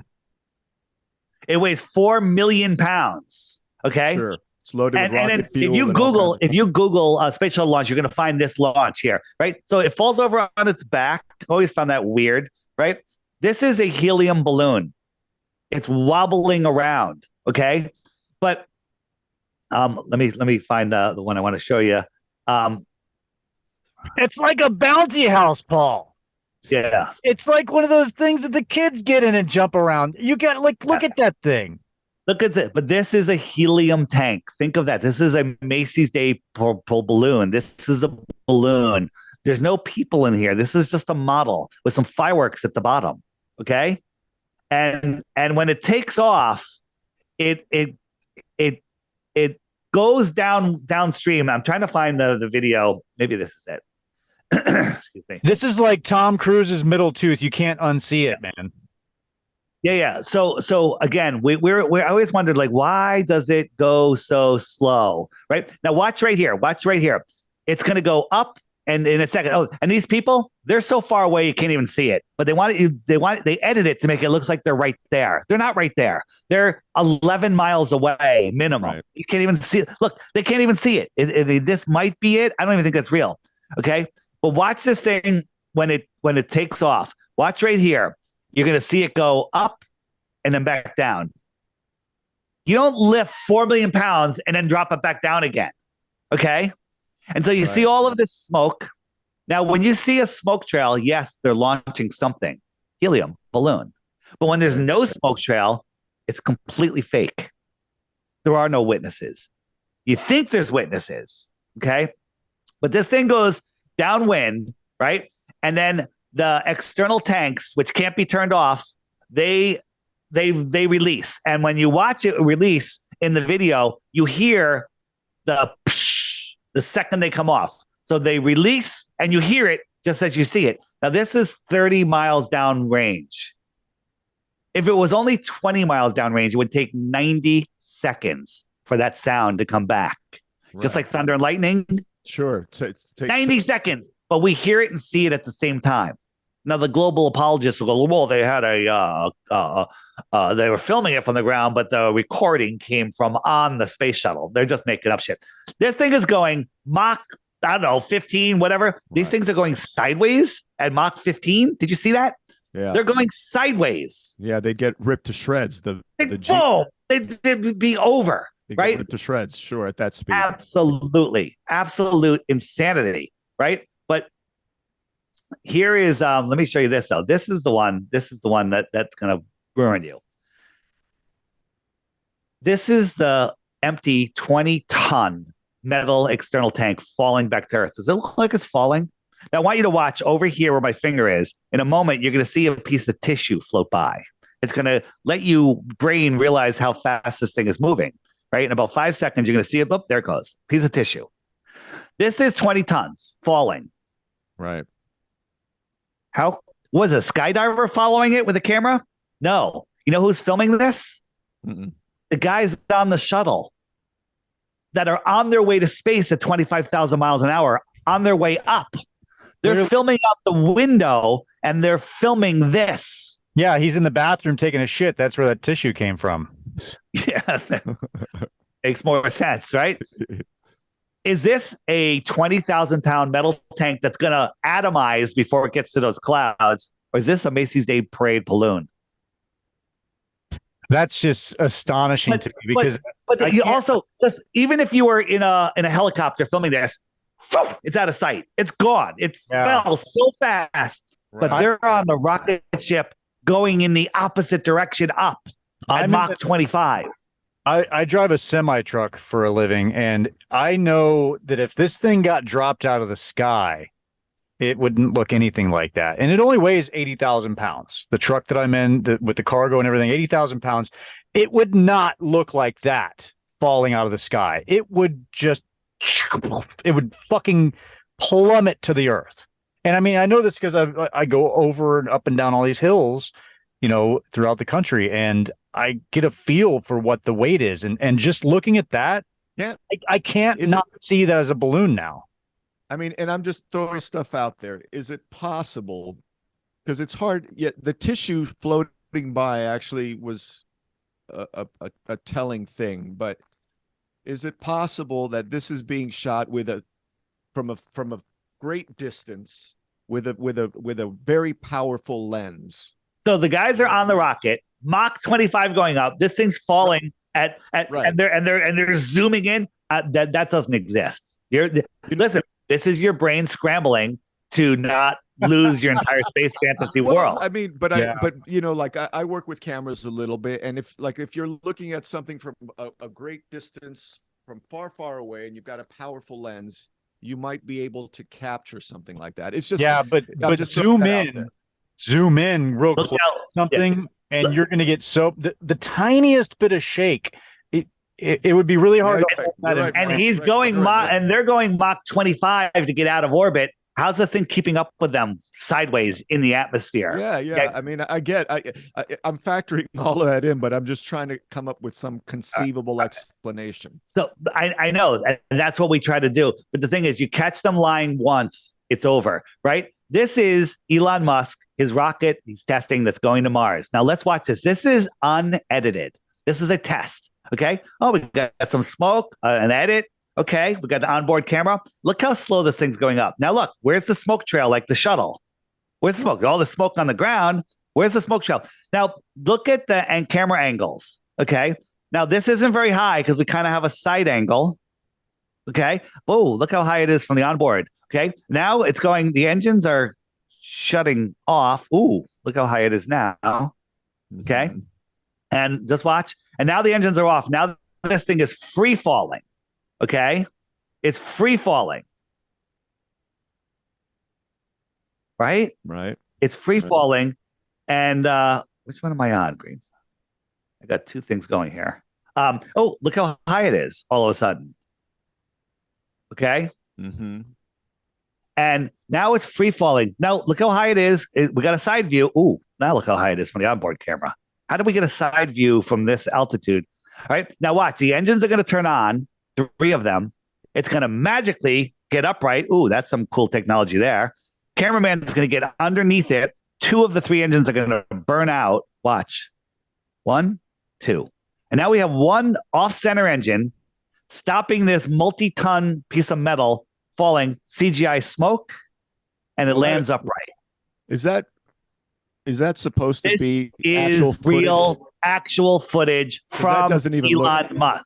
Yeah, that doesn't even look. That camera angle, as the engines are shutting off, that camera angle from underneath, that's just absurd. Yeah, it's absurd. The people say, "Well, it's a drone," whatever. I've seen movies that have better CGI. Okay, so if Elon Musk is faking this, he's faking everything. On my website, flatearthdave.com, scroll down. There's a big banner with a whole bunch of pictures of Elon Musk on it. Click it. 5-minute video shows you that the man is a total fake on everything from PayPal to SpaceX. Okay. Oh, my hero, he's going to save us. He bought Twitter and he freed Donald Trump. Bullshit. Okay. Well, it's all a friggin' root. I like Twitter too, because you can reach a lot of people, but it's a lot of nonsense. This is the guy that's going to save us. He's lying to you about space. So he's a puppet. He's a puppet for the ruling elite, right? I think he's like an MK Ultra puppet. I don't even think he knows. I think he's really, really stupid. Okay. There's a lot of the MK Ultra shit going around. And I think that more of us are affected by it. Not like we got strapped to a chair, but they've been unfolding this MK Ultra program, doing various things. Like, for instance, doctors, I was listening to a podcast this morning where they were talking about how doctors are actually taught their entire profession under trauma-based mind control. you're taught to repeat whatever your masters tell you in order to get your PhD. And then you're so deep into debt that you have to go out there and just follow the programming in order to get that Mercedes and the nice house on the hill and everything. And so doctors, let me comment on that. Doctors, like if you got run over by a car and your bones are broken, doctors are amazing. They're amazing at trauma surgery. But when it comes to the biochemistry of your body, they don't know shit. Oh, listen, guys, I'm a registered nurse. This was my entry into doubting the institutions that were created to supposedly benefit mankind. When I was going through nursing school and working in hospitals, I realized very quickly that almost everything that we're taught to do opposes actual good health. The things that the beliefs that we're indoctrinated into create disease. And the medical pharmaceutical complex is there to go into action once you're already sick. And oh, by the way, in the process, make a lot of money doing so. That's what it's all about. It's all about money. You know, like I do virtually everything that you're not supposed to do according to conventional science to stay healthy. So like I live a completely alternative lifestyle. Hey, I know that your time is valuable. You're welcome to, stay as long as you like. We've already gone over the time that I'm going to do one more thing, and then I'm going to hit you with a question and a special offer. Before you do go. No problem. Excuse me. So this is the Go Fast rocket. You know about it? This is Red Bull launched this rocket, and they did something NASA doesn't do. They gave us an uninterrupted feed, looking down and another one looking sideways. It went up, and all of a sudden at 72 miles, give or take, whatever it was, all of a sudden it went kerplunk and it hit something. Not water. It hit something and it made like a kerplunking noise. And then it kind of floated weird, right? We have some NASA whistleblower testimony that makes perfect sense. It went into, I'll call it plasma, just a thicker medium, right? But the most interesting part was all of a sudden we saw the moon. This little tiny thing, this is the moon, right? Mm-hmm. But where was the Go Fast rocket and where was the moon? If we look, Go Fast rocket went off in Arizona. It was right here. It's like 11 o'clock in the morning. And the moon was over Australia. On the other side of the Earth. Around the sphere. This was the Earth. On the and other this side was Arizona. You are a fraction of a millimeter above the Earth. And the moon was down here. Right. Okay. Yeah. That's because the Earth spun at 1,000 miles an hour. That's fucking 24,000 miles an hour. And that picture that we're looking at is the data on that particular date. And exactly. That's nuts. Okay, you're blowing my mind, bro. Dude, I told you he's gonna blow your friggin' mind. You are blowing my mind, dude. And by the way, if you Google, this stuff, they're going to come up. Oh, it stopped spinning all of a sudden because they had this anti-spin thing. All of it. No. According to the what do you call it? The heliocentric model? Is that what it? Heliocentric model.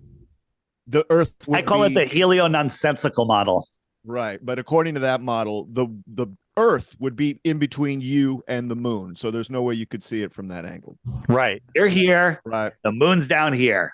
The Earth. You can only see that way. Right. Maybe it's like your ball there. You can see through parts of it.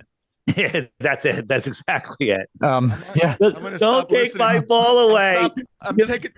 I love you. With you people. I'm done. I love you so much. Hey, do me a favor. Both of you grab that ball and hold it like it's the love of your life. Come closer to the camera, Mac. Come closer to the camera for a second. All right, and just love your ball. There you go. Perfect. There's the thumbnail. Okay, thank you. All right, there's the thumbnail. So this is actually going to make a really good dog toy. My dog is a flat earther. He's going to kill this thing. Don't allow that. That's good. So how does Pangea fit into a flat Earth? Is that made up? Maybe when the Creator made the Earth, he took the lands and separated them out. I don't believe that we're moving. I don't believe in any of that, and I don't even see the fit there that well. This rabbit hole gets really deep, and there's a video coming out right now. What's that? Mac, I live in California. We have fault lines, straight lines that indicate, that show that the tectonic plates are moving. There is movement there. There is stuff going on. And, when earthquakes, why they happen? Are they man-made? Are they caused by man? There's all sorts of stuff. The big earthquake we just had in India. Was it India? Turkey. Sorry. Yeah. That was arguably done by HARP. So again, these are rabbit holes that are really deep. There's a whole rabbit hole you can go down that explains a lot of like technology that can fire off these natural disasters, but that's something different. What about toilets flushing in the northern and southern hemispheres? Have you ever been asked that? Yeah, they both flush in both places, no problem. Do they swirl in opposite directions? I mean, it depends on the shape of the toilet. I have sinks in my house that go in different directions. It's all the shape of the bowl and the way the water goes in. But on the app, I think I have a Coriolis button somewhere in here. There's a button. Where's Coriolis? Oh yeah, there it is. Coriolis right there. Click that, whole bunch of videos that Google doesn't want you to show. It shows you the hucksters at the equator that show you look, I'll do it here and then we cross the equator and I'll do it here. It's all just a little trick. And it's not true. It's just the shape of the ball. There's no spinning. And if you could explain, because I have a friend who worked at Southwest Airlines for many, many years. Could you just real quickly touch on the idea of how much fuel the wings of a plane hold? I saw that on one of your videos. I can't seem to find it anywhere, but it was a really interesting concept of I think you know what I'm talking about. It looks like you're looking for the information now. Actually, I'm doing everything I can to avoid that topic because it's so controversial. But it's another topic for another show, maybe. Well, it is. And if you really want to see stuff on the jet fuel hoax, if you go to stoplookthink.com and search jet fuel hoax, there's a whole page on it there. Okay. Stop Look Think. But now that you brought that up, and I don't know if Paul has seen, Paul, have you seen the Southern flight routes information? Not at all. I mean, everything. Okay, so this is one that I want to show you, and then you can wrap up with any final questions. But flights. Let me ask. So we got our north at the top, south at the bottom. Any two locations in the north, an origin and a destination, any two airports in the north, would a plane need to go below the equator to get to that other northern location? Yes or no? I'm in the north, above the equator. I want to go to another place in the north, above the equator.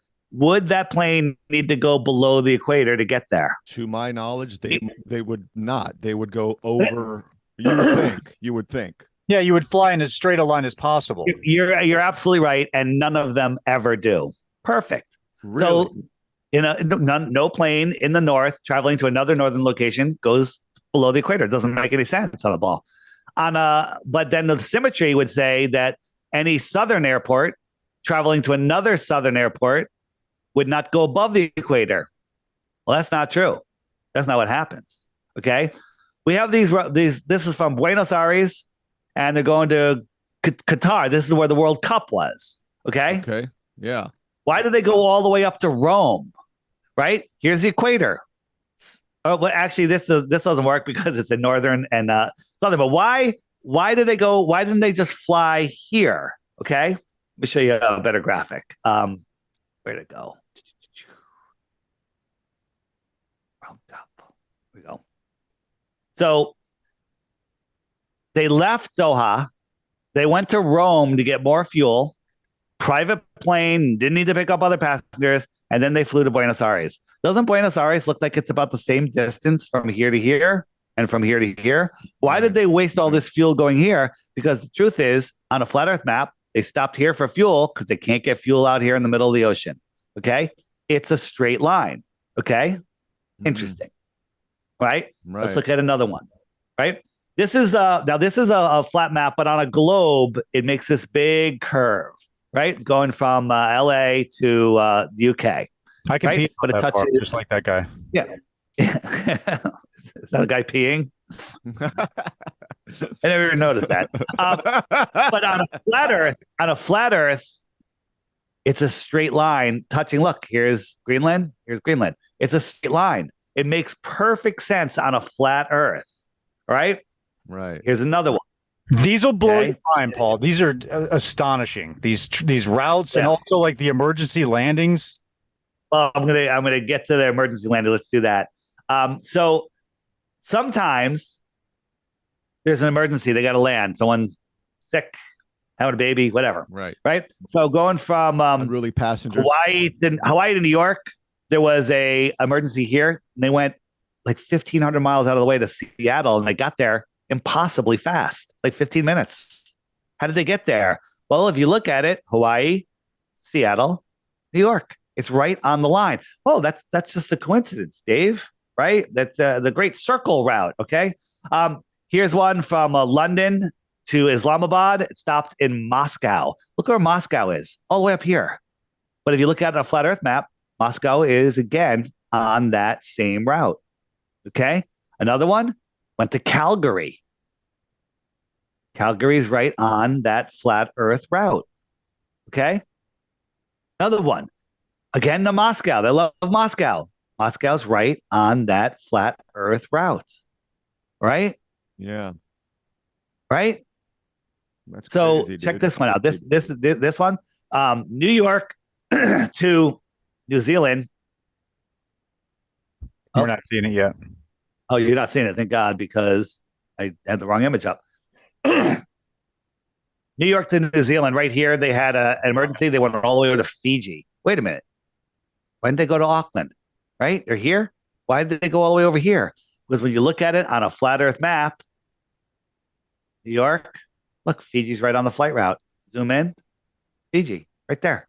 It's not over here.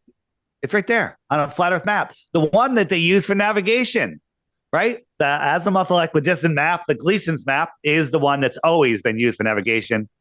And this is my favorite one here because it's such a wonderful, lovely story. Going from Hong Kong, they were going all the way to the UK. They ended up stopping in Germany because a family, little kids, father, they're all sitting together. Their mother dies suddenly, dead in her seat. Got to land a plane right away, right? There's 50 different airports they could have stopped at along the alleged flight route, but they didn't stop for 8 hours, and they ended up stopping in Germany. Why is that? Why did they do that? Because 4 hours into the flight, they were over Russia. Can't land in Russia because Russia would probably end up helping. Like, oh my God, this is horrible. Let us help. They'd be the good guys. Can't have that in today's environment. And what the hell are we doing flying over Russia? Right? So they couldn't land until they got over here. Right? Mm-hmm. How many of these do you need? Right? Now, again, don't believe me. All of this information is compiled in a book called 16 Emergency Landings Proving Flat Earth. You can get the free PDF online, or you can. Who is credited? Just out of curiosity, who's credited with creating the flat Earth map? Where did that? So the flat Earth map. This is the book, by the way. You can get it at lulu.com, or you just find the free PDF online. It's we did all the work for you. We put it all together. Not me. It's Eddie Flat Earth Banjo, who used to work for the airlines, and he's like, these flight routes don't make any sense. So when you ask about who put the map together, yeah, I mean somebody. This is the Gleason map. That's a great question. Maybe it's was it Gleason? They put it together. This map was in every encyclopedia, every schoolroom, everywhere until the 1950s, and they removed it. And most people have never even seen it. This is the one that's used for navigation. This is the one that the UN has on their logo. Okay. This is the one that flights use. Okay. Right. It's ridiculous. But what they did is they took this map, they cut it out, and then they wrapped it on a sphere, which is a prison for your mind. Okay. Right. And so they're like, hey, you live here. There's nothing more to discover, Truman. This is it. This is where you live. Okay. Right. This is where you live. Again, a prison for your mind. They don't want you thinking of the possibility that, hey, maybe there's more land of the other ponds beyond the shoreline of our world. They don't want you to think that, hey, maybe we live here and there's hundreds of other ponds across the plane. These ponds occupy a piece of the plane. What do you call a piece of a plane? A planet. Mm-hmm. Right. These are possibilities. Great book in the app called The Navigator Across the Ice Wall. If you forget it, it's right there. And it'll change the way you see the world. I'm gonna Any check other out questions? the app. I'm gonna check out the app, man. I mean, I'll probably be on it for a good long time. Yeah, it's only $3. Well, here's what it's $3, right? And when you go there, you gotta enter my referral code so that I can have like a little credit. What is your referral code, Mac? I think it's Lumberj. I think I custom set it to Lumberj. Because you can, if you just Lumberjack Mac was my radio name back when I was in my 20s, and I'm pretty sure if you click this button right here, you can look yours up. So click this button right here on the upper left. Yeah, and then that'll show you your referral code. It's Lumberj, right? LUMBRJ. And I tried to sign up for the annual subscription, and I'm having trouble with that. Maybe because it's on my tablet. Is that Android? Yeah. Okay, and you tried that. You had trouble today, right? I had trouble when I first downloaded the app like 2 weeks ago and today. Okay, so right now there's an update going on. It's actually removed from the App Store, from the Google Play Store. It'll be back. But if you have any problem, please send the details to support@theflatearthpodcast.com. Okay. I'll get that taken care of as soon as I deliver this load. Yeah, please do that. The subscription is you get 99% of the app for free. But if you want to message other people, you want to send out group messages, you want to look at people's profiles, you have to put the subscription's $11 a year. Okay, that's nothing. Basically, it's a margarita. And if you don't want to pay for the subscription, you can just get 11 referral points, and then it's free. Okay, you refer the app to 11 people with your code, and then you can use those points to purchase the year subscription. Well, I'm going to sign up for the subscription, but I also just want anybody who watches this, who downloads the app for $3, to use my referral code Lumberj.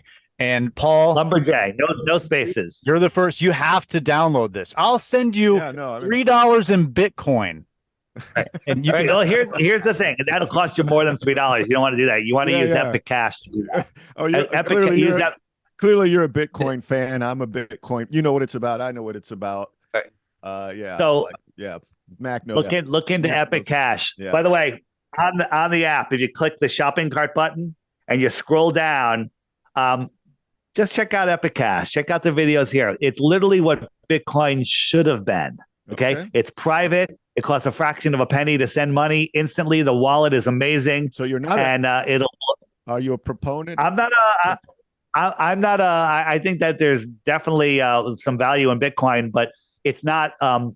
It's more like digital gold because you don't want to spend it. You don't. It's a pain in the ass. But Epic, you can go bam. I can send you money on Epic in 1 second. I can send you 5 cents because it only cost me a fraction of a penny. Yeah. And I can send you $5,000. It cost me a fraction of a penny, and it's instant. Watch that stuff on Epic Cash. Don't make any decisions. Don't do anything I tell you to do. Right. Don't believe anything. But don't listen to him. So here's my offer: $3, and then use my code. Where do you get the app? FlatEarthDave.com. The app's right there. And as of this date, which is the 22nd, there's a little. It's not in the Google Play Store probably for another 24 hours, maybe less. Okay, you ready? Special offer, Paul. All right. 6 Bitcoins, 1 globe proof. Go. Brother, I think I've already. No, look. I think I already blew my load. Like I'm trying to come up with this. I get at least 1 Ethereum for this.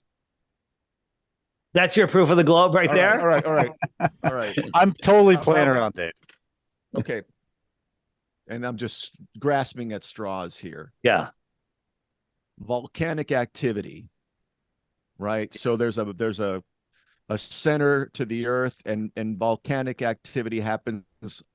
Shoots. There's magma in the center of the planet. So how do you know there's magma in the center, since no one's ever gone below 7.8 miles? There's an impenetrable barrier that we can't blow up, can't drill through. But how do you know what's at the center of the earth? Because you've never been there, and nobody's ever been there, and no one knows what's below 7.8 miles. Well, there's definitely magma. We see molten rock spewing from mountains. So we do. And the earth has electrical currents going in it that make lava tubes. And these lava tubes go parallel with their surface, and sometimes they break the surface, right? Have you ever seen lava spewing out of a cone-shaped mountain? And the answer is you think you have, but you haven't. Okay? Whenever they show you lava coming out of a cone-shaped thing, it's a hill, maybe 10, 20, 30 feet high. That's it. But they show it to you with nothing to reference, and your mind sees a giant mountain. Okay. Lava tubes are all over the place, and it has to do with the electrical current that's going through the earth. Okay. There is no lava coming from the center of our magnetic molten core. It's nonsense. Now, I don't know how much lava is down there. Lava, is like, it could be the blood of the earth. I don't know, but it's definitely not coming from mountains and, coming from the center of the earth and spewing out of the top of mountains. That's all I got. I wish I could come up with something. This stuff just fascinates me, Dave. I thank you so much for joining us. Your time is very valuable. I know that you speak to a lot of people, and thank you so much for joining us on our very little tiny show. It's all right. I'm going to put this on my channel also. I'll link it back to your channel. Send me a link when you put this up. I will. All right. And I'll put you on the app as soon as you do. All right. Okay. Yeah. I'll have it uploaded probably later this evening. And then awesome. I'll email you the link. Okay, awesome. Thanks, guys. Let you go, and we're gonna talk some more, Paul. Okay, man. All right, guys. See you. Peace out. See ya.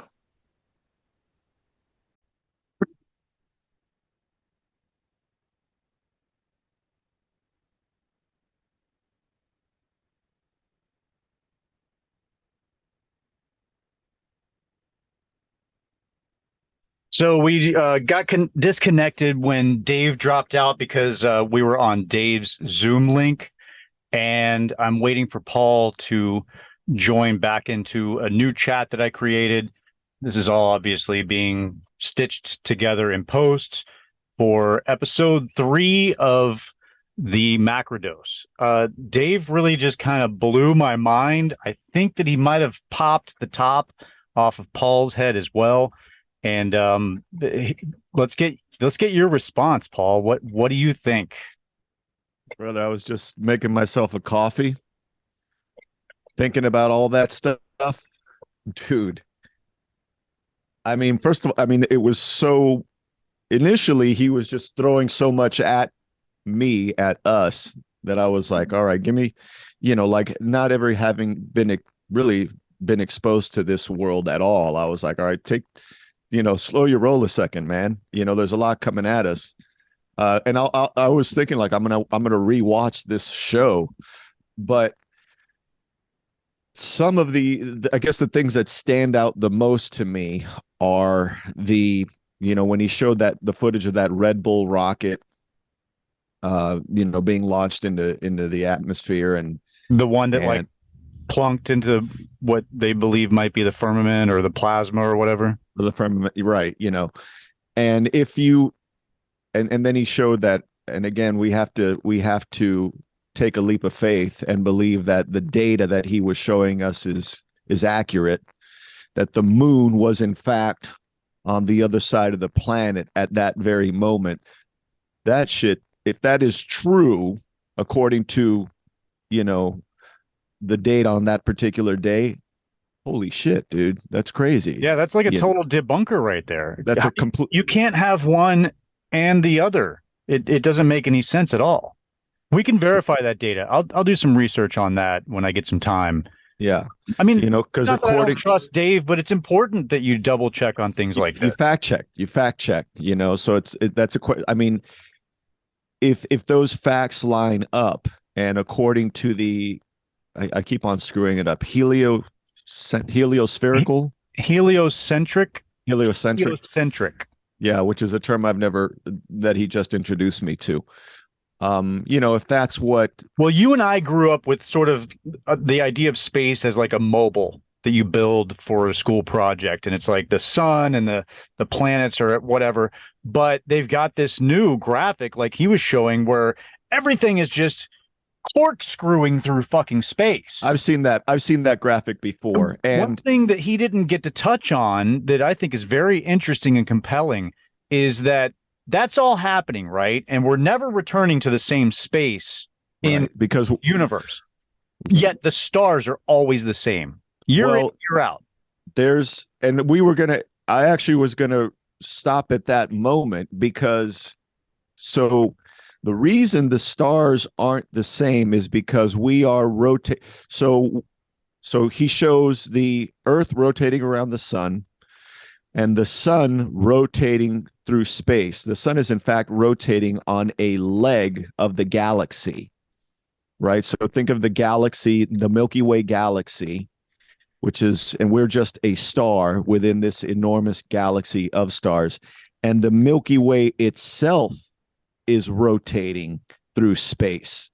So you've got this giant object that we are in, and then objects rotating around objects. It's hard to explain, but I've seen that graphic. I see what you're talking about, but that means that everything is just right. And but year after year, decade after decade, century after century, those constellations remain. You would think that at some point you would shift to a different perspective and Cassiopeia wouldn't be shaped the same way. Orion's belt wouldn't be shaped the same way. It's not necessarily that you wouldn't see the stars. You wouldn't see them in the exact orientation. The North Star, Polaris, would possibly shift off from the North Pole. It stays in the same place. Supposedly the center of the galaxy, much in the same way, according to our conventional science, the gravity of the sun is what keeps, because he touched on this a little bit too, the gravity of the sun is what keeps the objects in our immediate solar system in fixed orbits around the sun, right? Like, and he made a really, really great point. He's like, well, and I don't know how true this is, because he mentioned, well, our supercomputers can't model the trajectory of the planets because the gravity of all the planets should be exerting effects on each other, which should make them all go wacky. So we also have to believe that is true, that our best supercomputers can't actually model that. Like, we have to, that's something that we could fact check as well. But according to conventional science, the sun is what maintains the orbits of all of these heavenly bodies in our immediate solar system. And then on a more local level, the Earth, it exerts its effects on our moon and vice versa through gravity. The galaxy has the same concept, the same mechanism behind it. The center of our galaxy is supposed to be like this massive black hole or something. But that massive black hole exerts its gravitational effects on all the stars and solar systems that are rotating within the galaxy. That's according to conventional science. Which I kind of wanted to get into for half a second, but I knew that I felt like he has a certain amount of time just to. Well, he gave us a whole extra hour. We had booked 1 hour with him and we did 2. So, the fact of the matter is, okay, so it took me 44 and a half years to learn over and over and over again that the world is shaped like this. Right. And he just blew our fucking minds in 2 hours. Dude, like some of the shit, like that's why I want to go rewatch the show, because some of it was like, holy shit, like this is bananas right now. Well, definitely rewatch the show because we can use all the views we can get. Yeah. It'll be like and Jeremy at this point. But also the thing on the moon with the shadow.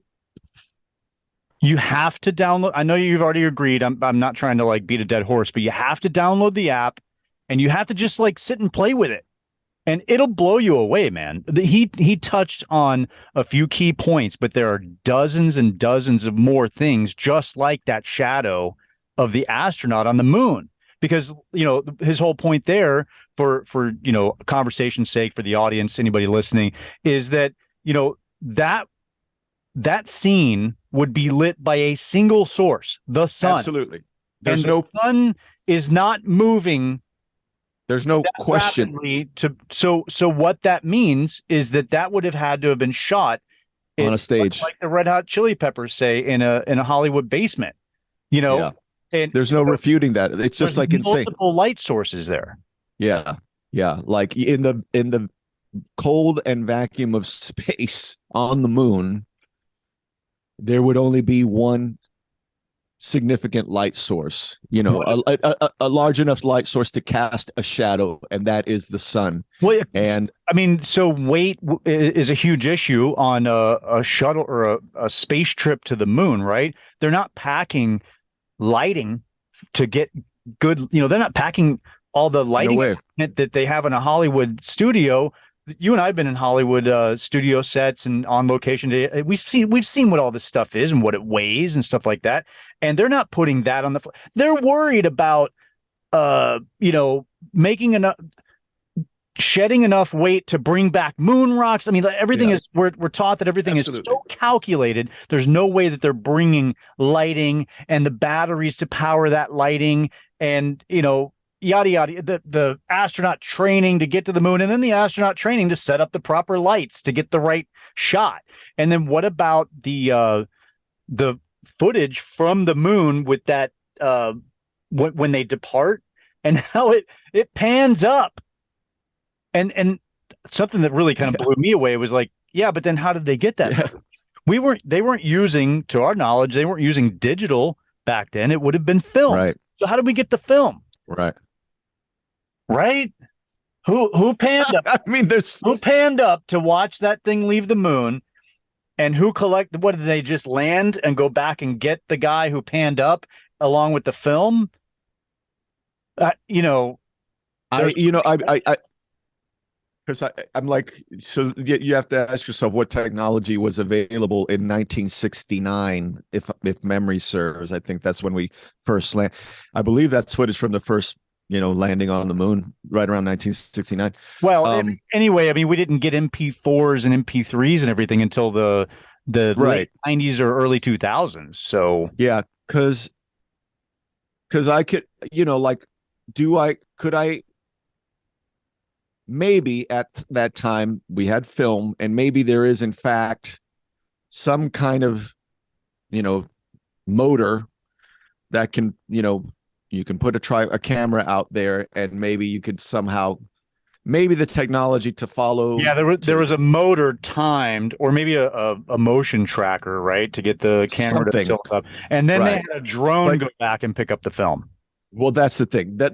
So like I could actually, if you do the research, maybe like there is in fact, there's they put a camera on a tripod with a motor, and they can tilt up, and the term is in the camera world is in fact tilt up and down, pan left and right. They tilt up and they catch that. But how in fact do they get the footage? How do you obtain the footage? I don't know. I don't know. It's like, what? So besides the shadow on the moon, what's the most mind-blowing thing for you? Well, okay. So the things that it's hard for me to name the most mind-blowing thing. And there was so much that we went through that is just that stands out to me. So the footage of the space shuttle bouncing like a balloon. I'm like, is that real footage? Like, is that what we're I trust that that's real, like actual NASA footage, because I mean, Hollywood could fake that easily, right? I mean, like they could, they do that. Look at Avatar, look at any Hollywood film. But some cuckoo guys with the notion that the earth is flat aren't really faking that. I mean, I suppose, but to me, I don't know. I don't have any doubt. I don't feel like there's reasonable doubt that that's actual NASA footage, like that's legit, Right. genuine, released to the public kind of footage. Yeah. So, I mean, and the reason I'm bringing that up is because it's important to know if that's what the authorities are saying. This is actual footage of this shuttle launches, and this is actual footage of our space, us on the moon. It's important to know if that's what they're actually expecting, saying this is what we're presenting to you, the public, as actual footage of these experiences, of these moments in history. Yeah, I mean, hey, that's what that is. The same with the space right. footage. I think that's supposed to be what they Right. actually said. Hey, look, we're going to Mars. This is SpaceX, and this is how the rocket works. And that's wild. So, right. And I mean, again, I have to rewatch the show because there's things like, well, he talked about the paint on the SR-71 Blackbird moving at Mach 2 or whatever versus Mach 33 Mach 3.1 or 3.5. Yeah. Mach 3. Yeah. Mach 33, the space shuttle. The tubes, the booster rockets, dislodging from the space shuttle. And I'm not sure what speed the shuttle is at that moment, but if it's anywhere near Mach 33, absolutely, those booster rockets or whatever would just break apart. Let's say it was just the speed of the SR-71 or whatever it is. Let's say it's just going to that speed. That's just absurd that they go. Yeah. As soon as they start to become, as soon as they're not aerodynamic and piercing the air and they become like vertical or horizontal or whatever, they would just crack and break and just be destroyed, because they're at that time, they're not in the vacuum of space. They're still encountering friction from the atmosphere. So as soon as they start to bend like that, they would just blow apart to pieces. Yeah. Dude, and it's funny because I think the stuff that really, and maybe it's because the stuff that we covered last, it was the stuff about launch, going to the moon and the stuff that involves space travel, which was the stuff that really stuck with me. I'm trying to go back to when we were talking about just like the Earth and the flat Earth stuff in the beginning, and trying to think of stuff that really, kind of what about shocked me. The idea that there could be more land, more resources out there, and how that disrupts everything that we're talking about, like geopolitically these days. The war over this tiny little, if there's all that land out there, and we're led to believe that Russia's concerned about this little tiny, and like that whole conflict with the Russia-Ukraine that's going on now, and the scarcity of food, the scarcity of oil. He didn't talk about it at all, and I'm not sure if it's more a flat earth thing or not, but there are people out there who are saying that so-called fossil fuels are not scarce, that like that's something that it's not from dinosaurs, it's and it's just something that the earth provides. Like the earth is an eternal oil pump, a reservoir, a well of and so we're resources. I believe that there's a scarce amount of it, so they can fuck with the price. And I mean, I pump thousands of gallons a week into this truck, and it costs enormous amounts of money. I think it's like around $3,500 a week. Fortunately, that's not coming out of my pocket. My company's paying for that, but the amount of money, that's a reason enough alone to be like, what, oil's scarce. We got to be careful with that.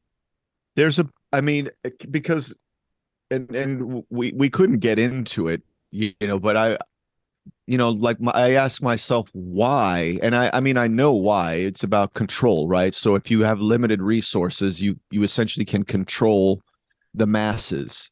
Yeah. As a matter of fact, I saw this very interesting. It's like we're in a prison. I saw this. If there's Yeah, right. I saw this very interesting meme about Bitcoin. Actually, since we touched on Bitcoin, and they show oil, gold, and there was another resource toilet paper, that we oil, gold, and some other important resource like whatever costs human lives, right? So like we literally trade human lives for these valuable resources, what we call resources, was the gold, perhaps oil, energy some maybe. type of energy. I can't recall what. But in order to obtain those resources, gold, oil, and a couple of other things. God damn it! It's from this great book that I should probably read. But it literally cost human lives. So it actually, that's the prison right there. We have deemed these limited resources valuable, and we are willing to exchange human life, and that means mining it, battling for it, warring over it. We are willing to exchange human lives for The poverty that it creates, and the sickness and hunger that creates. Right. So, and that's the paradigm that we have been born into. Like somebody said, these are limited resources and they're valuable.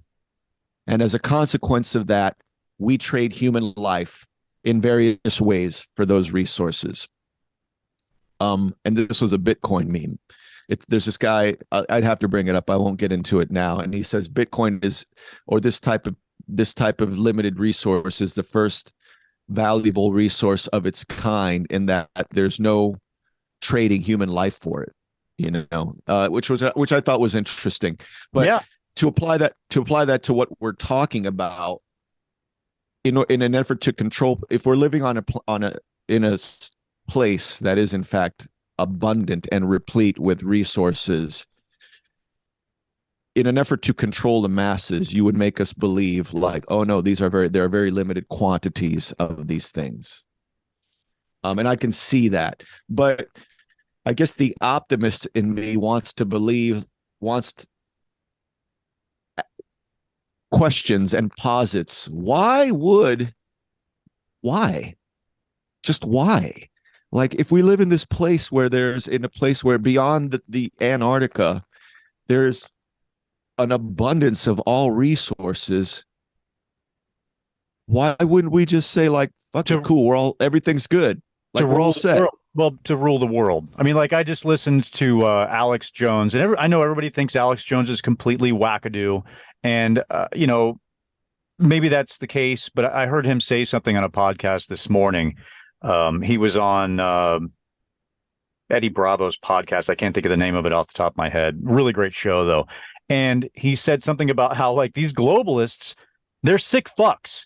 And literally, if they got what they want, he says what they want is to kill off all humans. They want to own everything. It's just it's a power hungry. It's not something that you and I can really understand, because we have empathy. We care about what happens to people outside of ourselves. But these people are so self-centered. He said that if it came down to two globalists, so they killed everybody else, they would then turn on each other and want to kill one another in order to win. They just want to win. They want to be the one. They want to have complete and total control.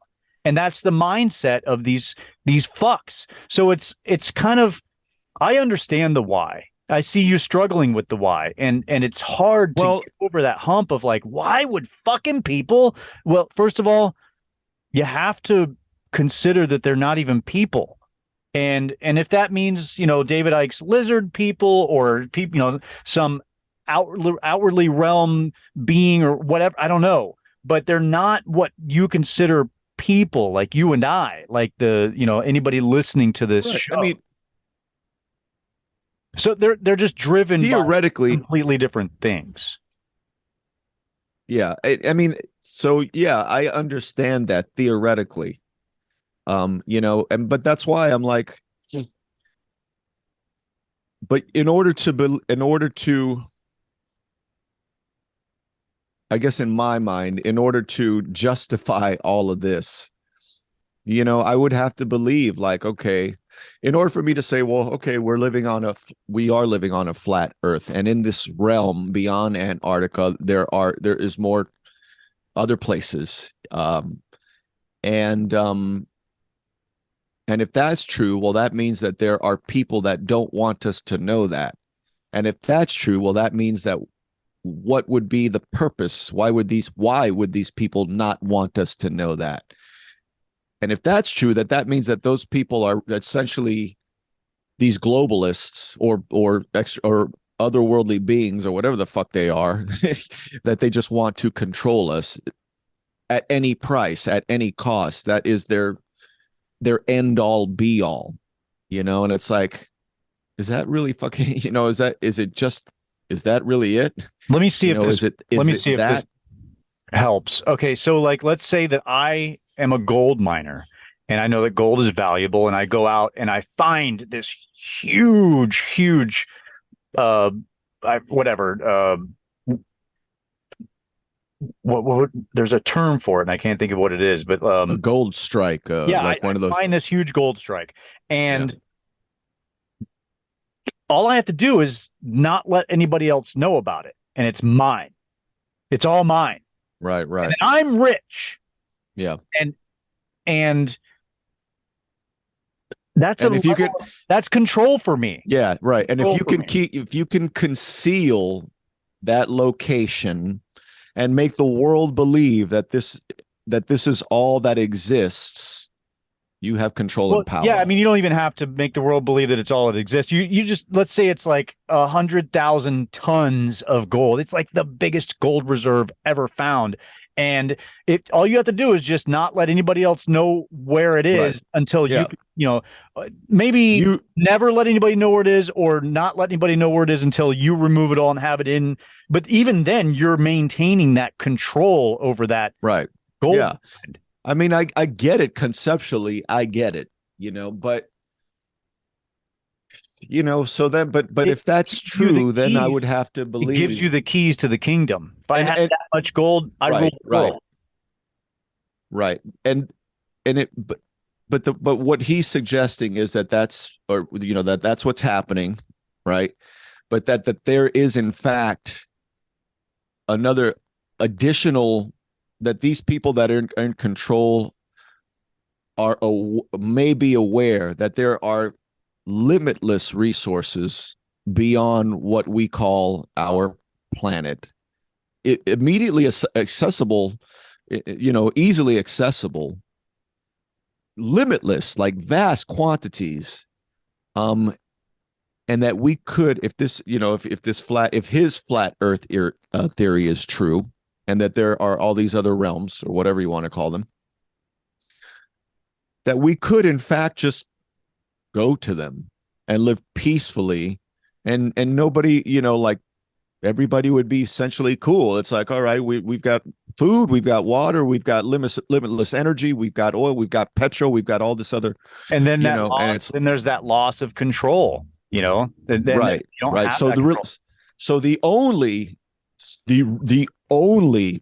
reason for it would just be to control people. Which And it's just very interesting to me. Like he said, we have all this turmoil, people fighting over land and resources and everything like that. All these different, various countries across borders and everything. Excuse me.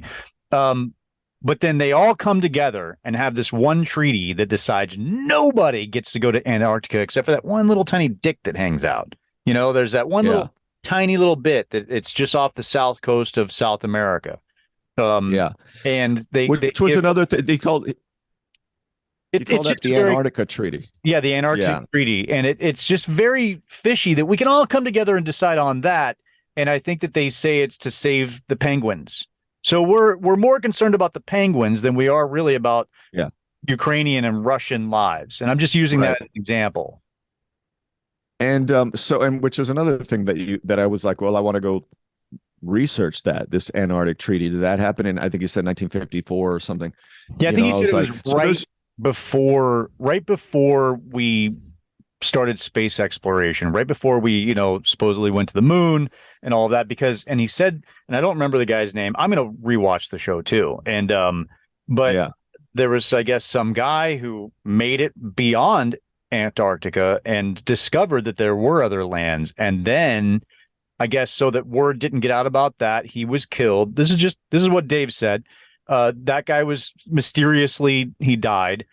And then heart attack, I think. well, the booster, and that was when I made the booster joke. Yeah. Then shortly after that, we went to the moon, and it was very sudden. Yeah, we went to the moon very quickly. Right. And then do you know this? Right. We haven't been back to the moon since, because they destroyed the technology.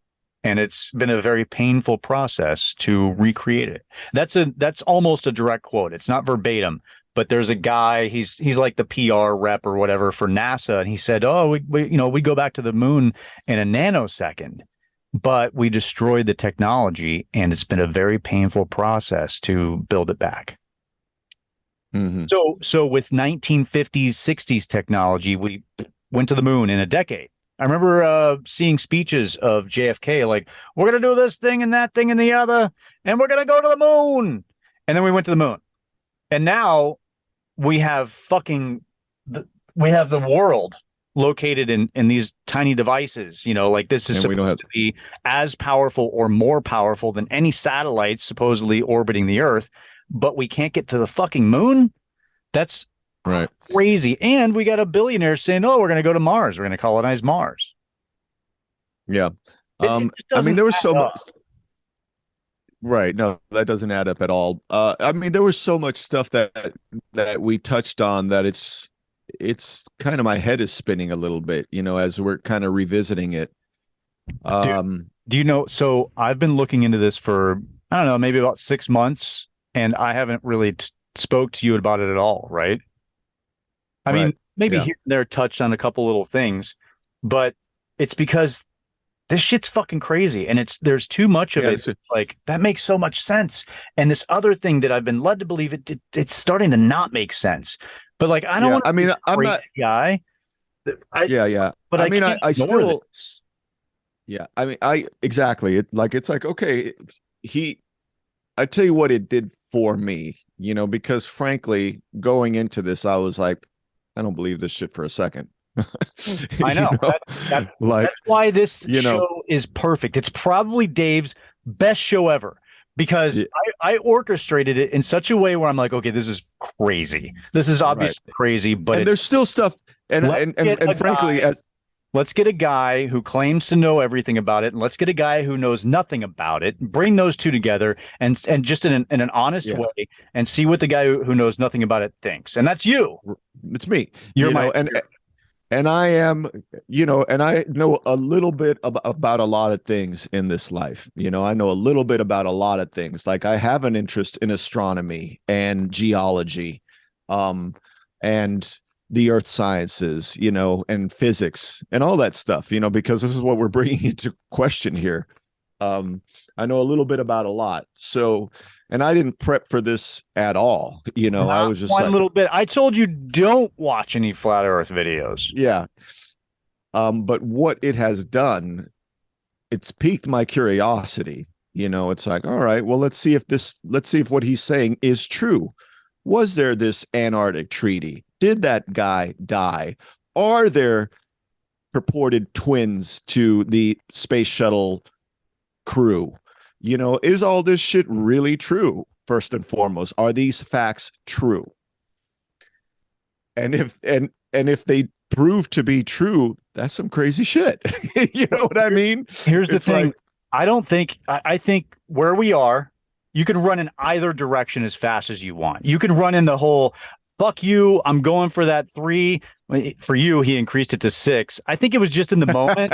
I think that was just the moment. But we'll just say 3 Bitcoin to prove that we live on a globe. So you can run in that direction, Or you can run in the direction that of just like, yes, I believe everything you say.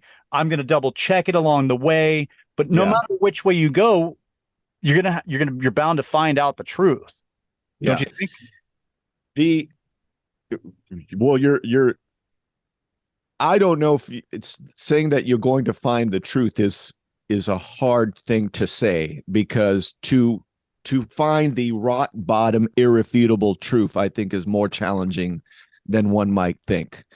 I think that there is always some shred of evidence from the opposing sides that could cause you to say, wait a second, let me because as humans we have our own biases, right? And we, we will defend those biases, so you always have to say, like, well, there's always this opposing data or science or opinion, but to at very least question and investigate what you've been indoctrinated into, what you've been told by the authorities.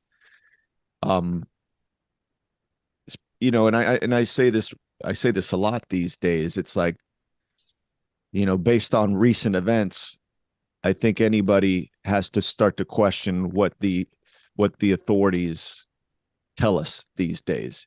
For me, it really started when I was in nursing school, and I realized, I was like, holy shit, the medical pharmaceutical complex really doesn't give a fuck about getting you being healthy. Quite the contrary. I think they want you to be sick so that they can make their money off of you.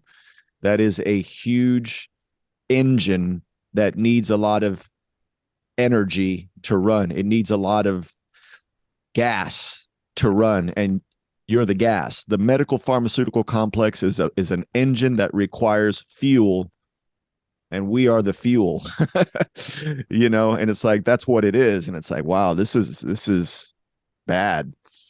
But anyway, so now we've experienced, we've all have a shared mutual history experience in the form of this pandemic and whatnot.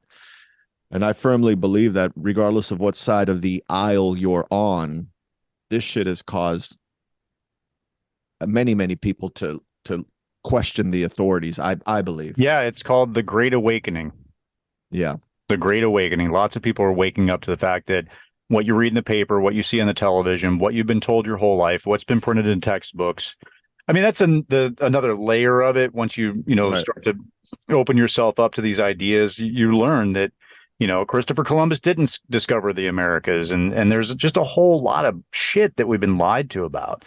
But this is kind of the greatest lie. I mean, this is insane. This stuff, I think this stuff, and again, the stuff that really is kind of reverberating in my mind is the space travel stuff, which is another thing that I never gave a fuck about, really. I'm like, I'm just going to assume that's true, whatever. It's easy to just get on with your life and think, oh, yeah, cool, we went to space. Somebody walked on the moon. Like, really, what consequence does that have? And why would they fake that? Yeah. I didn't know that we were going to venture into that topic, and we did. And quite frankly, that's the stuff that's kind of staying with me the most. I'm like, holy shit, like, what? Like the Shatner going up into space and that landing, and it's like, yeah, that does. And the footage from Musk's rocket, that looks like shit. So it's like, whoa, like, I've never really scrutinized any of that. I've just believed it to be true. I haven't scrutinized it at all. But that motherfucker had like footage. It's all in his app. He's actually, somehow he's got his phone connected to where he can share everything on screen, and he's just sharing. When you download that app and you use my code LumberJ, anybody listening, and be absolute sure that you get the app directly from flatearthdave.com, because there are fakers out there, and Dave can't help you with those fake apps. So get it directly from the source, flatearthdave.com. Download the app. It's only $3. If you want to sign up for the $11 a year subscription, then I'm going to do that. You can do that or not. It doesn't really matter. There is an enormous amount of information in that app. Yeah. Everything that he showed us today is in that app. I've been that's great. I mean, I am. I'm going to download it and I'm going to peruse it and see what's up.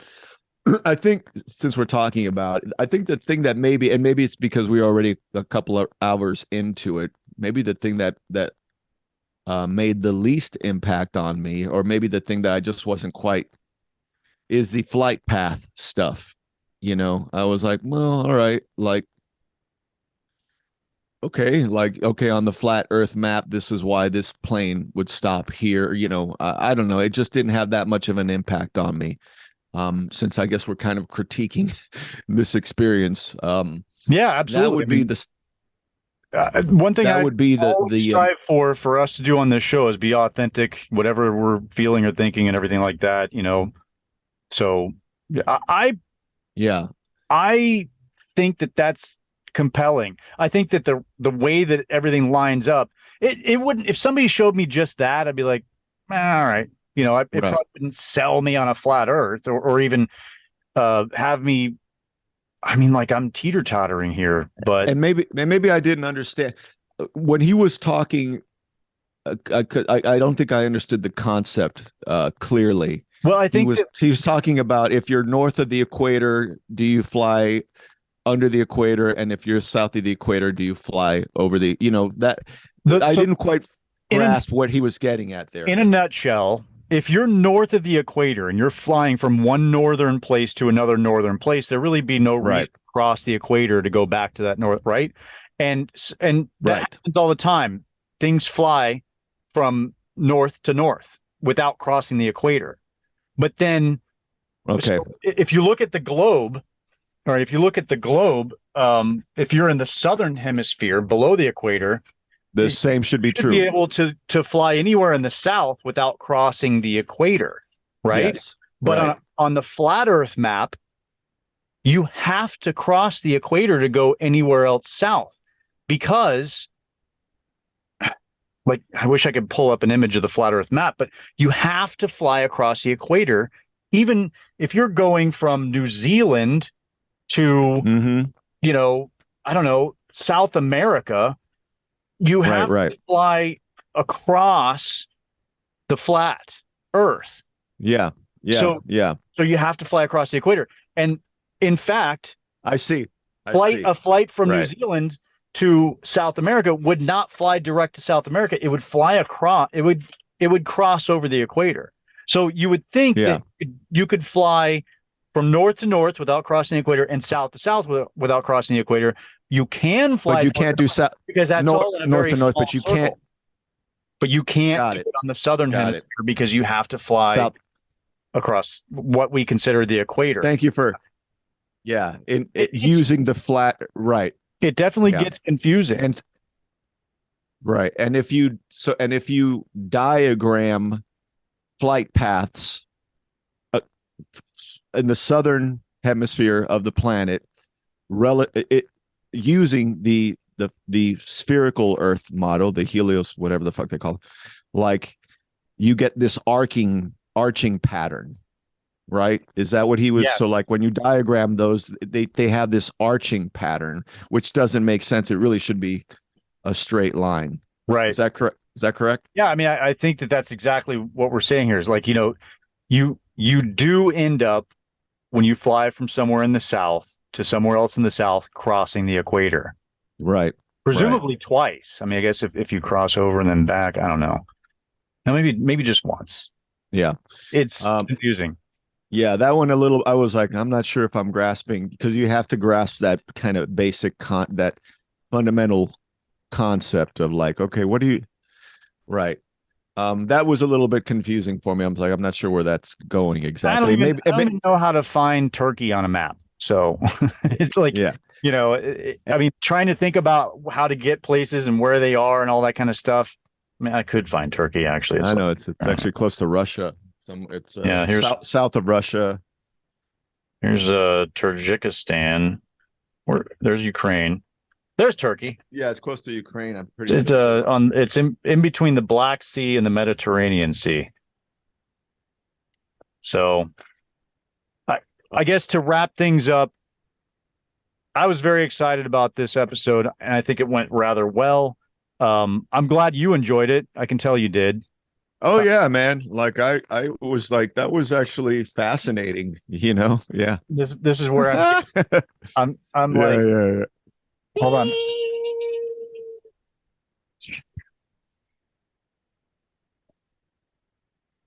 I'm I'm probably about there with the Earth right yeah. now. This is Yeah, about where I am. I think you really dug the globe thing, by the way. I think you really enjoyed that.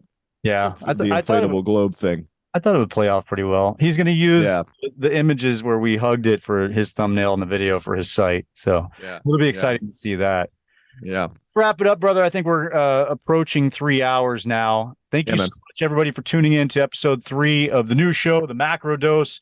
Thank you, Paul, for humoring me with another conspiracy theory. I really want to start getting some guests that are more up your alley on the show, and hopefully this offered some legitimacy to the channel. I think I'm thinking though, so I'd like to have Kara on, and I texted with her recently and she would like to come on the show. Maybe we can get her on next Oh yeah. the episode after. We'll just kind of try to plan things out. Very interesting lady, has led a very interesting life, and it'd just be cool to shoot the shit with her about whatever. I don't know, we'll Totally. figure what to talk about.